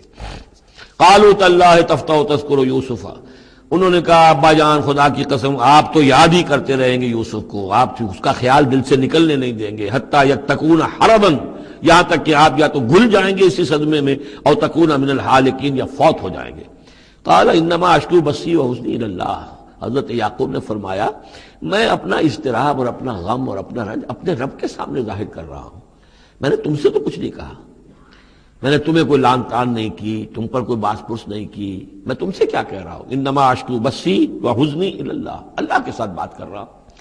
یہی الفاظ ہیں جو حضور نے طائف میں کہے تھے، اللہم الیک اشکو ضعف قوتی وقلت حیلتی وہوانی علی الناس، اے اللہ تیری ہی جناب میں فریاد لے کر آیا ہوں، شکوہ لے کر آیا ہوں، شکایت لے کر آیا ہوں اپنے مسائل کی کمی کا، اپنی قوت کی کمی کا، اور جو لوگوں کے سامنے توہین ہو رہی ہے اس کا کہاں جاؤں، کس کے پاس جاؤں، الی من تکلنی، مجھے کس کے حوالے کر دیا ہے۔ انما اشکو بثی وحزنی الی اللہ واعلم من اللہ ما لا تعلمون، اور مجھے اللہ کی طرف سے ان چیزوں کا علم حاصل ہے جو تمہیں حاصل نہیں ہے، یعنی یہی اجمالی طور پر کہ حضرت یوسف زندہ ہیں، فوت نہیں ہوئے۔ یا بنی اذهبوا، اے میرے بیٹو جاؤ، فتحسسوا من یوسف واخیہ، جاؤ تلاش کرو یوسف کو بھی اس کے بھائی کو بھی، ولا تیأسوا من روح اللہ، اور اللہ کی رحمت سے اور اللہ کے فضل سے مایوس نہ ہو، انہ لا ییأس من الا القوم الکافرون، یقیناً اللہ تعالیٰ کی عنایتوں سے مایوس تو وہی ہوتے ہیں کہ جو کافر ہوتے ہیں، جو صاحب ایمان ہے وہ اللہ تعالیٰ کی رحمت سے کبھی مایوس نہیں ہوتا۔ فلما دخلوا علیہ، اب جب یہ پہنچے ہیں اگلے سال، داخل ہوئے حضرت یوسف کے ہاں پیش ہوئے، قالوا یا ایھا العزیز، اب انہوں نے کہا اے عزیز مصر، اے مختار مطلق اس راشن کا اور اس غلے کا، مسنا، ہم پر اور ہمارے اہل و عیال پر بڑی سختی آ گئی ہے، یعنی اب قحط کی شدت، ظاہر بات ہے قحط کی شدت ہے تو جانور بھی مر گئے، اب نہ اون ہے نہ کچھ اور ہے، ورنہ پہلے یہ کچھ اون لے آتے تھے، کچھ اور سامان لے آتے تھے کہ آ کر کچھ تو بدل دے، کچھ تو قیمت دے، وہاں سے غلہ لینا ہے، تو اب تو ہمارے پاس کچھ بھی نہیں ہے، ہم تو خالی ہاتھ حاضر ہو گئے۔ یا ایھا العزیز مسنا واہلنا الضر وجئنا ببضاعۃ مزجاۃ، اب جو ہم لے کر آئے ہیں پونجی بہت ہی ناقص ہے، بہت کم ہے، وہ اس غلے کی قیمت نہیں بن سکتی. فَأَوْفِ لَنَا الْكَيْلَ، لیکن اس کے باوجود ہمارے لیے پیمانے پورے بھرتی کر کے دیجئے، پوری طریقے سے ہمیں راشن دیجئے. وَتَصَدَّقْ عَلَيْنَا، اب تو خیرات کیجئے ہم پر، ہم خیرات کے مستحق ہو چکے ہیں، ہم صدقے کے مستحق ہو چکے ہیں. ان اللہ یجزی المتصدقین، یقیناً اللہ تعالیٰ صدقہ دینے والوں کو پسند کرتا ہے اور ان کو جزا دے گا. اب یہاں جو ہے یہ آخری بات ہو گئی کہ حضرت یوسف علیہ السلام بھی اپنے بھائیوں کو اس خستہ حالی میں دیکھ کر پھر مزید جو ہے ضبط نہیں کر سکے اور انہوں نے اپنی آئیڈینٹی ڈسکلوز کی. قال هل علمتم ما فعلتم بيوسف واخيه، اب حضرت یوسف پوچھتے تمہیں یاد ہے کچھ تم نے کیا کیا تھا یوسف اور اس کے بھائی کے ساتھ؟ یہ وہی جو اللہ تعالیٰ نے فرمایا تھا کہ جب جمع ہوئے تھے تو ہم نے وہی کر دی تھی. وَأَوْحَيْنَا إِلَيْهِ لَتُنَبِّئَنَّهُم بِأَمْرِهِمْ هَٰذَا وَهُمْ لَا يَشْعُرُونَ، ایک وقت آئے گا اے یوسف کہ تم یہ ساری بات جتلاؤ کو اور انہیں گمان بھی نہیں ہوگا. هل علمتم ما فعلتم بيوسف واخيه قال انت یوسف، اب وہ انہوں نے غور سے دیکھا ہوگا کیا یہ آپ یوسف ہیں؟ قال انا یوسف وهذا اخی، حضرت یوسف نے فرمایا ہاں میں یوسف ہوں اور یہ میرا بھائی بنیامین ہے. قد من اللہ علینا، اللہ نے ہم پر بڑا احسان فرمایا ہے. انہ من یتق ویصبر فإن اللہ لا یضیع اجر المحسنین، یقیناً جو شخص تقوی کی روش اختیار کرتا ہے اور صبر کرتا ہے تو اللہ ایسے نیکوکاروں کے اجر ضائع نہیں کرتا. قالوا تاللہ لقد آثرک اللہ علینا وإن كنت، انہوں نے کہا اللہ کی قسم ہے اللہ نے آپ کو ہم پر ترجیح دی ہے، پسند کر لیا ہے، اور یقیناً ہم تھے خطا کار، ہم سے ہی غلطیاں ہوئی ہیں، ہم نے ظلم کیا ہے، ہم نے زیادتیاں کی ہیں. قال لا تثریب علیکم اليوم، حضرت اب یوسف علیہ السلام کی وہ جو شخصیت کی بلندی ہے، ترفع ہے، وہ ظاہر ہو رہی ہے. نہیں، آج میں تم پر کوئی ملامت نہیں کرنا چاہتا، ہو گیا جو ہونا تھا. قال لا تثریب علیکم اليوم یغفر اللہ لکم، اللہ تمہیں معاف کرے. وہو ارحم الراحمین، اور وہ بہترین رحم کرنے والا، تمام رحم کرنے والوں سے بڑھ کر رحم کرنے والا ہے. اذهبوا بقمیصی ھذا، یہ میرا کرتا لے جاؤ، فالقوہ علی وجہ ابی، تو میرے والد کے چہرے پر اس کو ڈال دو، یات بصیرہ، ان کی بصارت لوٹ آئے گی. واتونی باہلکم اجمعین، اور تم اپنے سارے خاندان کو، قبیلے کو لے کر آ جاؤ. ولما فصلت العیر، اب یہاں سے مصر سے چلا ہے قافلہ جس میں کہ حضرت یوسف کا وہ پیرہن بھی ہے، وہ کرتا بھی ہے. قال ابوہم، اب وہاں کنعان کے اندر بیٹھے ہوئے حضرت یعقوب فرما رہے ہیں انی لاجد ریح یوسف، مجھے تو یوسف کی خوشبو آ رہی ہے، آج تک تو آئی نہیں، اب آ گئی. مطلب یہ کہ یہ اللہ تعالیٰ کی طرف سے ہوتا ہے، یہ کسی کے ذاتی اوصاف نہیں ہے. کسی نبی کا کوئی اپنی قدرت ذاتی نہیں ہوتی، جو بھی علم اللہ دینا چاہے، جس وقت جو چیز جو ہے وہ اللہ تعالیٰ کو دکھا دے. حضرت عمر کو اگر میدان دکھا دیا گیا، میدان جنگ جو ہے شام کا، اللہ نے جب چاہ دکھا دیا. لیکن اس کا یہ مطلب تو نہیں تھا کہ جب چاہتے حضرت عمر دیکھ لیتے، کہ ٹی وی آن کیا اور دیکھ لیا کہ اس وقت کیا ہو رہا ہے وہاں. یہ نہیں ہے، یہ اختیار جو ہوتا تھا ان کا، اللہ تعالیٰ جس کے لیے چاہے، جو کرامت چاہے، جو معجزہ چاہے ظاہر کر دے. لیکن جب نہیں اللہ کی مشیت تو نہیں. پاس ہی کتنے دور ہوں گے جب کہ اس کنویں میں پڑے ہوئے تھے، اس وقت انہیں خوشبو نہیں آ رہی تھی، ورنہ خوشبو سونگ سونگ کر جو وہاں پہنچ گئے ہوتے. لیکن یہ کہ یہ اللہ کی طرف سے ہے. لاجد انی لاجد ریح یوسف لولا ان تفندون، مجھے اندیشہ ہے تم مجھے یہ نہ کہو کہ اب تو یہ بالکل سٹھیا گئے، یعنی اب یہ یوسف کی خوشبو آ رہی ہے ان کو. قالوا تاللہ انک لفی ضلالک القدیم، انہوں نے یہی کہا گھر والوں نے، خدا کی قسم آپ اپنے اسی پرانے خیال میں ہیں، پرانے وہم میں ہیں، آپ سمجھتے ہیں کہ یوسف زندہ ہے، حالانکہ نہ معلوم وہ کہاں کا ہلاک ہو چکا، ختم ہو چکا. فلما جاء البشیر، تو جب وہ بشارت دینے والا آیا، القاہ علی وجہہ، اور حضرت یوسف کا کرتا اس نے ڈالا حضرت یعقوب کے چہرے پر، فردتنا بصیرا، تو وہ لوٹ آئے دیکھتے ہوئے، یعنی ان کی نگاہ جو ہے وہ عود کر آئی، بصارت لوٹ آئی. قال الم اقل لکم انی اعلم من اللہ ما لا تعلمون، انہوں نے فرمایا کیا میں نے تم سے نہیں کہا تھا مجھے اللہ کی طرف سے ان چیزوں کا علم حاصل ہے جو تم نہیں جانتے. قالوا یا ابانا استغفر لنا ذنوبنا انا كنا خاطئین، ان کا ابا جان ہمارے لیے استغفار کیجئے اللہ تعالیٰ سے، ہمارے گناہوں کی معافی کی درخواست کیجئے، یقیناً ہم خطا کار تھے، ہم سے غلطیاں ہوئی ہیں. قال سوف استغفر لکم ربی، اب یہاں دیکھیے صوفہ کا لفظ بہت اہم ہے، ذرا ٹھہر کر میں استغفار کروں گا. ابھی غصہ ختم نہیں ہو رہا ہے حضرت یعقوب علیہ السلام کا، یعنی یہ کہ ابھی وہاں پیشی ہو جائے گی، اس کے بعد سارا معاملات کی صفائی ہوگی، ابھی فوری طور پر استغفار نہیں کر رہے ہیں. سوف استغفر لکم ربی، ٹھیک ہے، کچھ وقت کے بعد میں تمہارے لیے استغفار کروں گا، انہ هو الغفور الرحیم، یقیناً وہ غفور ہے اور رحیم ہے۔ فلما دخلوا علی یوسف، اب جب یہ سب کے سب آ گئے وہاں سے، پورا قافلہ آ گیا، تمام بنی اسرائیل، اب 12 گھرانے تھے یہ، ان کی اولادیں تھیں، ان کے بچے تھے، بیویاں تھیں، وہ سب آ گئے۔ لما دخلوا علی یوسف آویٰ الیہ ابویہ، تو اب انہوں نے اپنا جو بھی تخت، جو بھی جگہ اونچی ہوگی بیٹھنے کی، اپنے والدین کو، اپنی والدہ کو بھی اور حضرت یعقوب کو بھی وہاں بلا لیا۔ وقال ادخلوا مصر ان شاء اللہ آمنین، اور کہا کہ اب آپ لوگ مصر میں داخل ہوں اللہ چاہے تو پورے امن کے ساتھ، یہاں آپ کے لیے امن ہے، سکون ہے، راحت ہے۔ ورفع ابویہ علی العرش، اور اپنے والدین کو انہوں نے اپنے تخت کے اوپر اٹھا لیا، اوپر بٹھا لیا۔ وخروا لہ سجدا، اور وہ سب کے سب ان کے سامنے سجدے میں گر گئے۔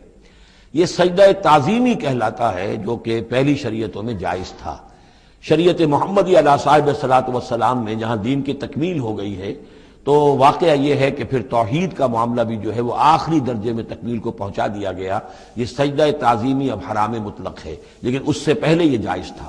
ہمارے ہاں بعض لوگ جو ہے وہ قبروں کو یا اور ہم اپنے پیروں کو، بزرگوں کو کہتے سجدہ کرتے ہیں یا جھکتے ہیں، تو دلیل پکڑتے ہیں ان چیزوں سے کہ یہ سجدہ دیکھو حضرت ابراہیم سے ثابت ہے، فلاں سے ثابت ہے، اور یہ جو حضرت یوسف کو سجدہ کیا گیا ہے۔ لیکن یہ سجدہ سمجھ لیجئے سجدہ تعظیمی جائز تھا، اس میں کوئی شک نہیں، لیکن اب یہ حرام مطلق ہے۔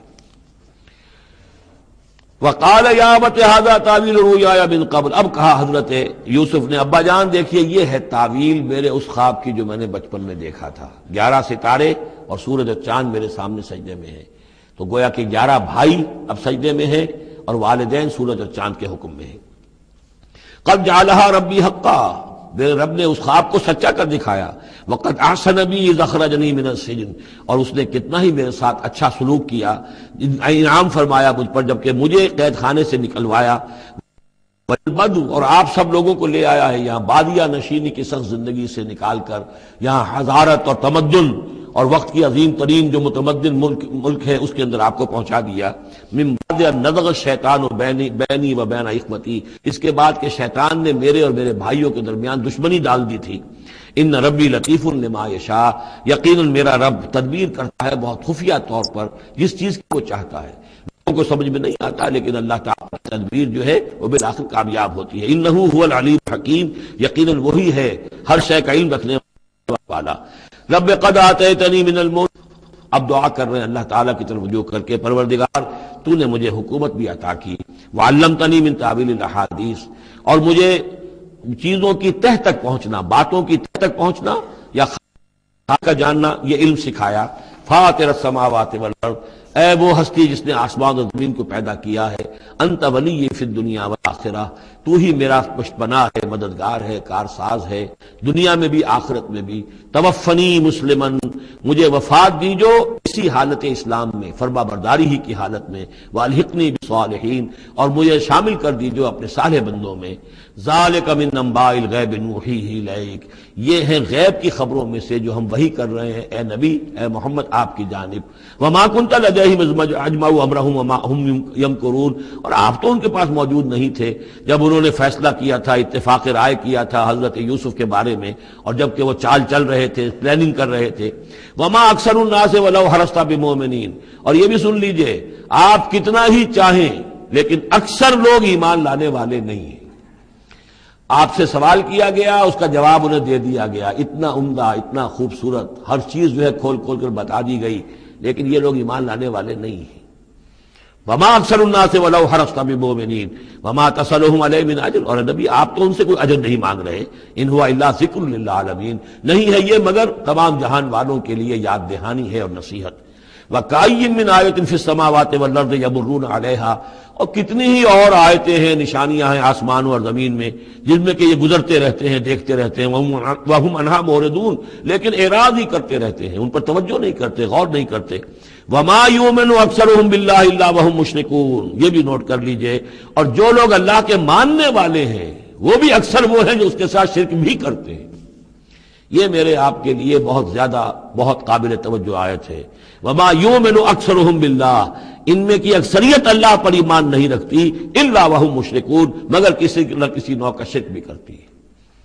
یہ اصل میں اس دور میں پھر بڑی ضرورت ہے، پھر توجہ دلا رہا ہوں، شرک کی حقیقت کیا ہے، اس کی قسمیں کیا ہیں، اس کی صورتیں کیا ہیں، زمانہ ماضی میں شرک جو ہے کس کس شکل میں تھا، ماضی قریب میں اور اس کی کون سی شکلیں بھی ایجاد ہوئیں، آج کے دور میں سب سے بڑا شرک کون سا ہے، کون کون سے بڑے شرک ہیں جن میں ہم ملوث ہیں۔ تو یہ مضمون جو ہے قرآن مجید میں آپ دیکھ رہے ہیں کہ شرک یعنی بدترین گناہ وہ کہ جس کے جرم کے بارے میں اللہ نے فرما دیا 2 مرتبہ سورہ نساء میں کہ اس کی معافی کا کوئی امکان نہیں۔ توبہ ہے، ہاں توبہ کر لو معافی ہو جائے گی، باقی اس سے کم تر ہر گناہ کے بارے میں امید کم سے کم دلا دی ہے کہ اللہ تمہاری بغیر توبہ کے بھی چاہے گا تو معاف کر دے گا، لیکن یہ معاف نہیں ہوگا۔ ان اللہ لا یغفر ان یشرک بہ ویغفر ما دون ذلک لمن یشاء۔ اس اعتبار سے پھر میں آپ کو یاد دلا رہا ہوں کہ اس موضوع پر میرے جو 6 گھنٹے کے کیسٹس ہیں، 6 گھنٹے کی تقریریں ہیں، شرک فی الذات کیا ہے، شرک فی الصفات کیا ہے، شرک فی الحقوق کیا ہے، عہد حاضر کا شرک کیا ہے، نظریاتی شرک کیا ہے، سائنس میں یہ شرک کس طور سے آیا ہے، اور یہ جو قوم پرستانہ نظریہ ہے اس میں یہ شرک کس طرح آیا ہے، مادہ پرستی میں یہ شرک کیسے آیا ہے، نفس پرستی کس اعتبار سے شرک ہے، یہ دولت پرستی کس پہلو سے شرک ہے۔ تو ان چیزوں کو ابھی ضرورت ہے کہ آپ سمجھیں۔ وما يؤمن اكثرهم بالله الا وهم مشركون اللهم ربنا لا تجعلنا منهم اللهم اجعلنا من عبادك الموحدين۔ اللہ تعالی ہمیں اپنے موحد بندوں میں سے بنائے۔ وكأي من آية في السماوات والأرض يمرون عليها وهم عنها معرضون۔ اور کتنی ہی نشانیاں ہیں آسمانوں میں اور زمین میں جن پر سے یہ گزرتے رہتے ہیں لیکن اعراض کرتے ہیں، ان کی طرف توجہ نہیں کرتے، غور نہیں کرتے، ان سے سبق حاصل نہیں کرتے۔ وما یؤمن اکثرهم باللہ الا وهم مشرکون۔ ان کی عظیم اکثریت اللہ پر ایمان نہیں رکھتی یا نہیں لاتی مگر کسی نہ کسی نوع کے شرک میں بھی ملوث رہتی ہے۔ یہ معاملہ جو مشرکین ہیں ان کے لیے تو بالکل واضح ہے، جیسا کہ میں نے بارہا بیان کیا ہے کہ ایک بڑے خدا کو تو سب مانتے تھے، ایک بڑا اللہ، اس کے ساتھ آلہہ، کیپٹل جی والا گاڈ ایک، باقی گاڈز اینڈ گاڈسز بے شمار، مہادیو ایک، باقی دیویاں دیوتا بے شمار۔ لیکن جو لوگ اپنے آپ کو موحد سمجھتے ہیں اور اپنے خیال میں وہ امکانی حد تک موحد ہوتے بھی ہیں، بسا اوقات غیر شعوری طور پر وہ بھی کسی نہ کسی نوع کے شرک میں ملوث ہو جاتے ہیں، جس کے لیے بڑی گہری بصیرت کی ضرورت ہے کہ شرک کن کن صورتوں کو اختیار کر سکتا ہے، اس کا صحیح تصور اور صحیح شعور اور ادراک انسان کو ہو جائے۔ افامنوا ان تاتیہم غاشیۃ من عذاب اللہ۔ کیا وہ نہ چنت ہیں، اس سے بے خوف ہو چکے ہیں اس سے کہ دھمکے ان پر کوئی عذاب کی طرف سے ڈھانپ لینے والی شے، کوئی آفت عذاب کی، اللہ کے عذاب کی، او تاتیہم الساعۃ بغتۃ، اور انہیں اس کا بھی کوئی ڈر نہیں رہا ہے کہ قیامت اچانک آ پہنچے، وہم لا یشعرون، اور انہیں اس کا احساس تک نہ ہو۔ قل ھذہ سبیلی ادعو الی اللہ علی بصیرۃ انا ومن اتبعنی۔ کہہ دیجئے اے نبی صلی اللہ علیہ وسلم، یہ میرا راستہ ہے اور میں اللہ کی طرف بلا رہا ہوں، لیکن یہ میرا بلانا اور اس راستے کا اختیار کرنا اندھیرے میں ٹامک ٹوئیاں مارنے کے مترادف نہیں ہے۔ علی بصیرۃ انا، میں بصیرت باطنی کے ساتھ، سوجھ بوجھ کے ساتھ، سمجھ کر، کانشسلی، شعور کے ساتھ میں اس راستے پر چل رہا ہوں اور اس راستے کی طرف بلا رہا ہوں۔ اور جہاں تک تو حضور کا معاملہ ہے وہ تو بات بالکل واضح ہے کہ پورے شعور کے ساتھ، ادراک کے ساتھ، یقین کے ساتھ، بصیرت باطنی کے ساتھ، ظاہر بات ہے کہ آپ اللہ پر ایمان بھی رکھتے تھے اور اللہ کی طرف بلا بھی رہے تھے۔ یہاں زیادہ قابل توجہ ہے وہ من اتبعنی، جو میری پیروی کر رہے ہیں، وہ بھی اندھے بہرے مقلد نہیں ہے بلکہ وہ بھی میری پیروی کر رہے ہیں، تو وہ بھی علی بصیرت، سمجھ کر، شعور کے ساتھ۔ آج کے دور میں سب سے زیادہ بڑھ کر جس ایمان کی ضرورت ہے وہ ایمان وہ ہے کہ جو شعور کے ساتھ ایمان، اس لیے کہ ایک عقیدے کے درجے میں یقین، ایک جسے ہم کہہ دیں کہ بلائنڈ فیتھ، وہ بھی اپنی جگہ پر بہت قیمتی شے ہے۔ بلائنڈ فیتھ بھی اگر ہے، یقین ہے اللہ پر اور آخرت پر اور رسالت پر، تو بڑی قیمتی شے ہے۔ وہ بلائنڈ فیتھ بھی جو ہے انسان کی شخصیت کو بدل کر رکھ دے گا، اس کی زندگی کا نقشہ بدل دے گا، اس کی ویلیوز کو بدل دے گا۔ لیکن یہ کہ جس چیز کی زیادہ ضرورت ہے خصوصاً اس دور میں، اور کسی انقلابی دعوت کے لیے جو نظام کو بدلنا چاہے، صرف افراد کو نہ بدلنا چاہے، نظام کو بدلنا چاہے، تو چونکہ نظام کے اوپر جو لوگ زیادہ باشعور ہوتے ہیں ان کا تسلط ہوتا ہے، انٹیلیجنسیا اس کے اوپر قابو یافتہ ہوتا ہے، تو جب تک ان کے اندر ایمان گھر نہیں کرے گا نظام نہیں بدلے گا۔ تو ضرورت اس ایمان کی ہے جو اعلیٰ وجہ البصیرت ہو۔ وسبحان اللہ وما انا من المشرکین، اور اللہ پاک ہے اور میں ہرگز شرک کرنے والوں میں سے نہیں ہوں۔ وما ارسلنا من قبلک الا رجالا نوحی الیہم من اہل القری، اور اے نبی صلی اللہ علیہ وسلم ہم نہیں بھیجا ہم نے آپ سے پہلے مگر یہ کہ مردوں کو ہم بھیجتے رہے جن کی طرف ہماری وحی آتی تھی، بستیوں والوں میں سے جو بھی رسول بھیجے نبی بھیجے وہ سب مرد ہی تھے، انسان تھے۔ افلم یسیروا فی الارض، تو کیا یہ لوگ زمین میں گھومتے پھرتے نہیں ہیں؟ فینظروا کیف کان عاقبۃ الذین من قبلہم، کہ پھر وہ دیکھتے، غور کرتے، عبرت پکڑتے کہ کیا انجام ہوا ان کا جو ان سے پہلے تھے۔ اشارہ انہی اقوام کی طرف ہے۔ وَلَدَارُ الْآخِرَةُ خَيْرٌ لِلَّذِينَ اتَّقَوْا فَلَا تَعْقِلُونَ، اور یقیناً آخرت کا گھر تو بہتر ہے انہی لوگوں کے لیے جو تقویٰ کی روش اختیار کریں، تو کیا تم عقل سے کام نہیں لیتے؟ حَتَّىٰ إِذَا اسْتَيْأَسَ الرُّسُلُ وَظَنُّوا أَنَّهُمْ قَدْ كُذِبُوا جَاءَهُمْ نَصْرُنَا، یہ آیت بھی مشکلات القرآن میں سے ہے، اس کی بہت سی آراء ہیں، لیکن جو توجیہ میرے نزدیک صحیح ہے وہ میں آپ کے سامنے رکھ رہا ہوں۔ حتیٰ اذا استیأس الرسل، یہاں تک کہ جب رسول مایوس ہو جاتے ہیں۔ مایوس کس بات سے ہو جاتے ہیں؟ کہ اب یہ لوگ ایمان لانے والے نہیں ہیں، جن کے دلوں میں کچھ نہ کچھ فطرت سلیمہ موجود تھی، ابھی ان کی فطرت بالکل بگڑی نہیں تھے، وہ ایمان لا چکے ہیں، یعنی اب جو ہم نے بلو چکے ہیں اس کو، اس چاٹی میں سے اب مکھن نکل چکا ہے، اب آگے کوئی اور مکھن نکلنے والا نہیں۔ وَظَنُّوا أَنَّهُمْ قَدْ كُذِبُوا، اور لوگ یہ سمجھ بیٹھتے ہیں، انہیں یہ گمان ہوتا ہے کہ انہیں سب جھوٹے ہی وعدے کیے گئے تھے کہ عذاب آئے گا۔ وہ جو قوم ہے وہ تو بہت ہی زیادہ لاؤبالی ہو جاتی ہے کہ 12 برس ہو گئے محمد کو کہتے ہوئے عذاب عذاب عذاب عذاب، عذاب تو نہیں آیا، یہ سب دھونس تھی، صرف یہ کہ ہمیں ڈراوا دینا مقصود تھا۔ جاءہم نصرنا واستیأس الرسل، اور ظنو کا جو فاعل ہے وہ در حقیقت ان کی قوم ہے، جو مشرک قوم ہے، کہ انہوں نے یہ سمجھا کہ یہ سب ہمیں جھوٹے ہی دھونس دی گئی تھی عذاب وغیرہ کی۔ جاءہم نصرنا، تو ہمارے نبیوں اور رسولوں کے پاس پھر اللہ تعالیٰ کی نصرت آ جاتی تھی۔ فنجی من نشاء، پھر بچا دیا جاتا تھا جس کو ہم چاہتے تھے۔ ولا يرد باسنا عن القوم المجرمین، اور ہمارا وہ عذاب اور ہماری وہ سختی جو ہے نہیں لوٹائی جا سکتی تھی، نہیں پھیری جا سکتی تھی مجرموں کی قوم سے، ان پر وہ عذاب واقع ہو کر رہتا تھا۔ لقد كان في قصصهم عبرة لأولي الألباب، ان کے حالات میں، اس بیان میں یقیناً ہوش مند لوگوں کے لیے عبرت ہے، عقل کا سامان ہے، سبق کا سامان ہے۔ ما كان حدیثا یفترا، یہ قرآن ایسی شے نہیں ہے جسے گھڑ لیا جائے، کوئی شخص اپنے جی سے اس کو تصنیف و تعریف کر لے۔ ولیکن تصدیق الذی بین یدیہ، بلکہ یہ تو تصدیق کرتے ہوئے آیا ہے اس کی جو اس کے سامنے موجود ہے۔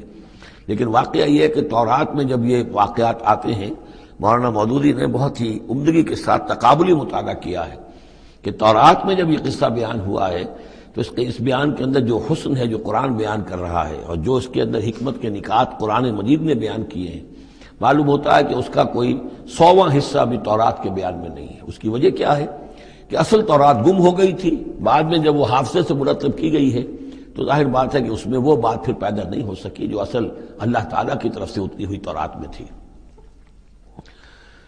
ما كان حدیثا یفترا ولكن تصدیق الذی بین یدیہ وتفصیل کل شیء وہدی ورحمۃ لقوم یؤمنون، اور اس میں تفصیل ہے ہر چیز کی، یعنی جو بھی ضروری باتیں انسان کے علم میں آنی چاہیے ہدایت کے لیے، اس کی ساری تفاصیل اس میں موجود ہیں، اور یہ ہدایت ہے اور رحمت ہے ان لوگوں کے حق میں جو اس پر ایمان لائیں۔ یہاں وہ 3 سورتوں کا ایک گروپ جو ہے وہ ختم ہوا، سب گروپ تو ایک ہی چل رہا ہے، تیسرا گروپ ہے یہ جس میں 14 سورتیں ہیں مکی اور ایک آئے گی مدنی سورہ نور۔ لیکن جیسا کہ میں نے عرض کیا ان میں 3 کے گروپس بنتے ہیں۔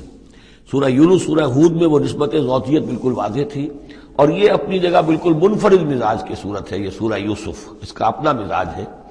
ہاں اس کے قریب آ جاتی ہے ایک صورت اور، وہ تیسرا سب گروپ جب آئے گا تو اس میں سورہ مریم، سورہ طٰہٰ اور سورہ انبیاء۔ سورہ طٰہٰ بھی ایک ایسی صورت ہے قرآن مجید کی جس کا اکثر و بیشتر حصہ ایک رسول کے تذکرے پر مشتمل ہے، ایک نبی کے تذکرے پر مشتمل ہے، یہ سورہ یوسف، لیکن یہ تو پوری کی پوری حضرت یوسف کے حالات ہی پر ہے۔ سورہ طٰہٰ جو ہے وہ ایک رسول کے حالات پر مشتمل ہے، اکثر و بیشتر حصہ 8 میں سے 5 رکوع کے قریب جو ہے، لیکن اس میں یہ ہے کہ وہ رسول ہیں موسیٰ۔ اب ان دونوں میں نسبت کیا ہے؟ یوسف کے زمانے میں بنی اسرائیل مصر میں داخل ہوئے اور موسیٰ کے زمانے میں وہ مصر سے نکلے ہیں، تو ان کے حالات پر بھی ایک مکمل صورت، ان کے حالات پر بھی ایک مکمل صورت، لیکن وہ مصحف میں قرآن مجید کی اس ترتیب میں یہ متصل نہیں ہے بلکہ فاصلے پر ہیں۔ یہ اس 3 صورتوں کے سب گروپ میں ہے، وہ تیسرے سب گروپ میں آئے گی۔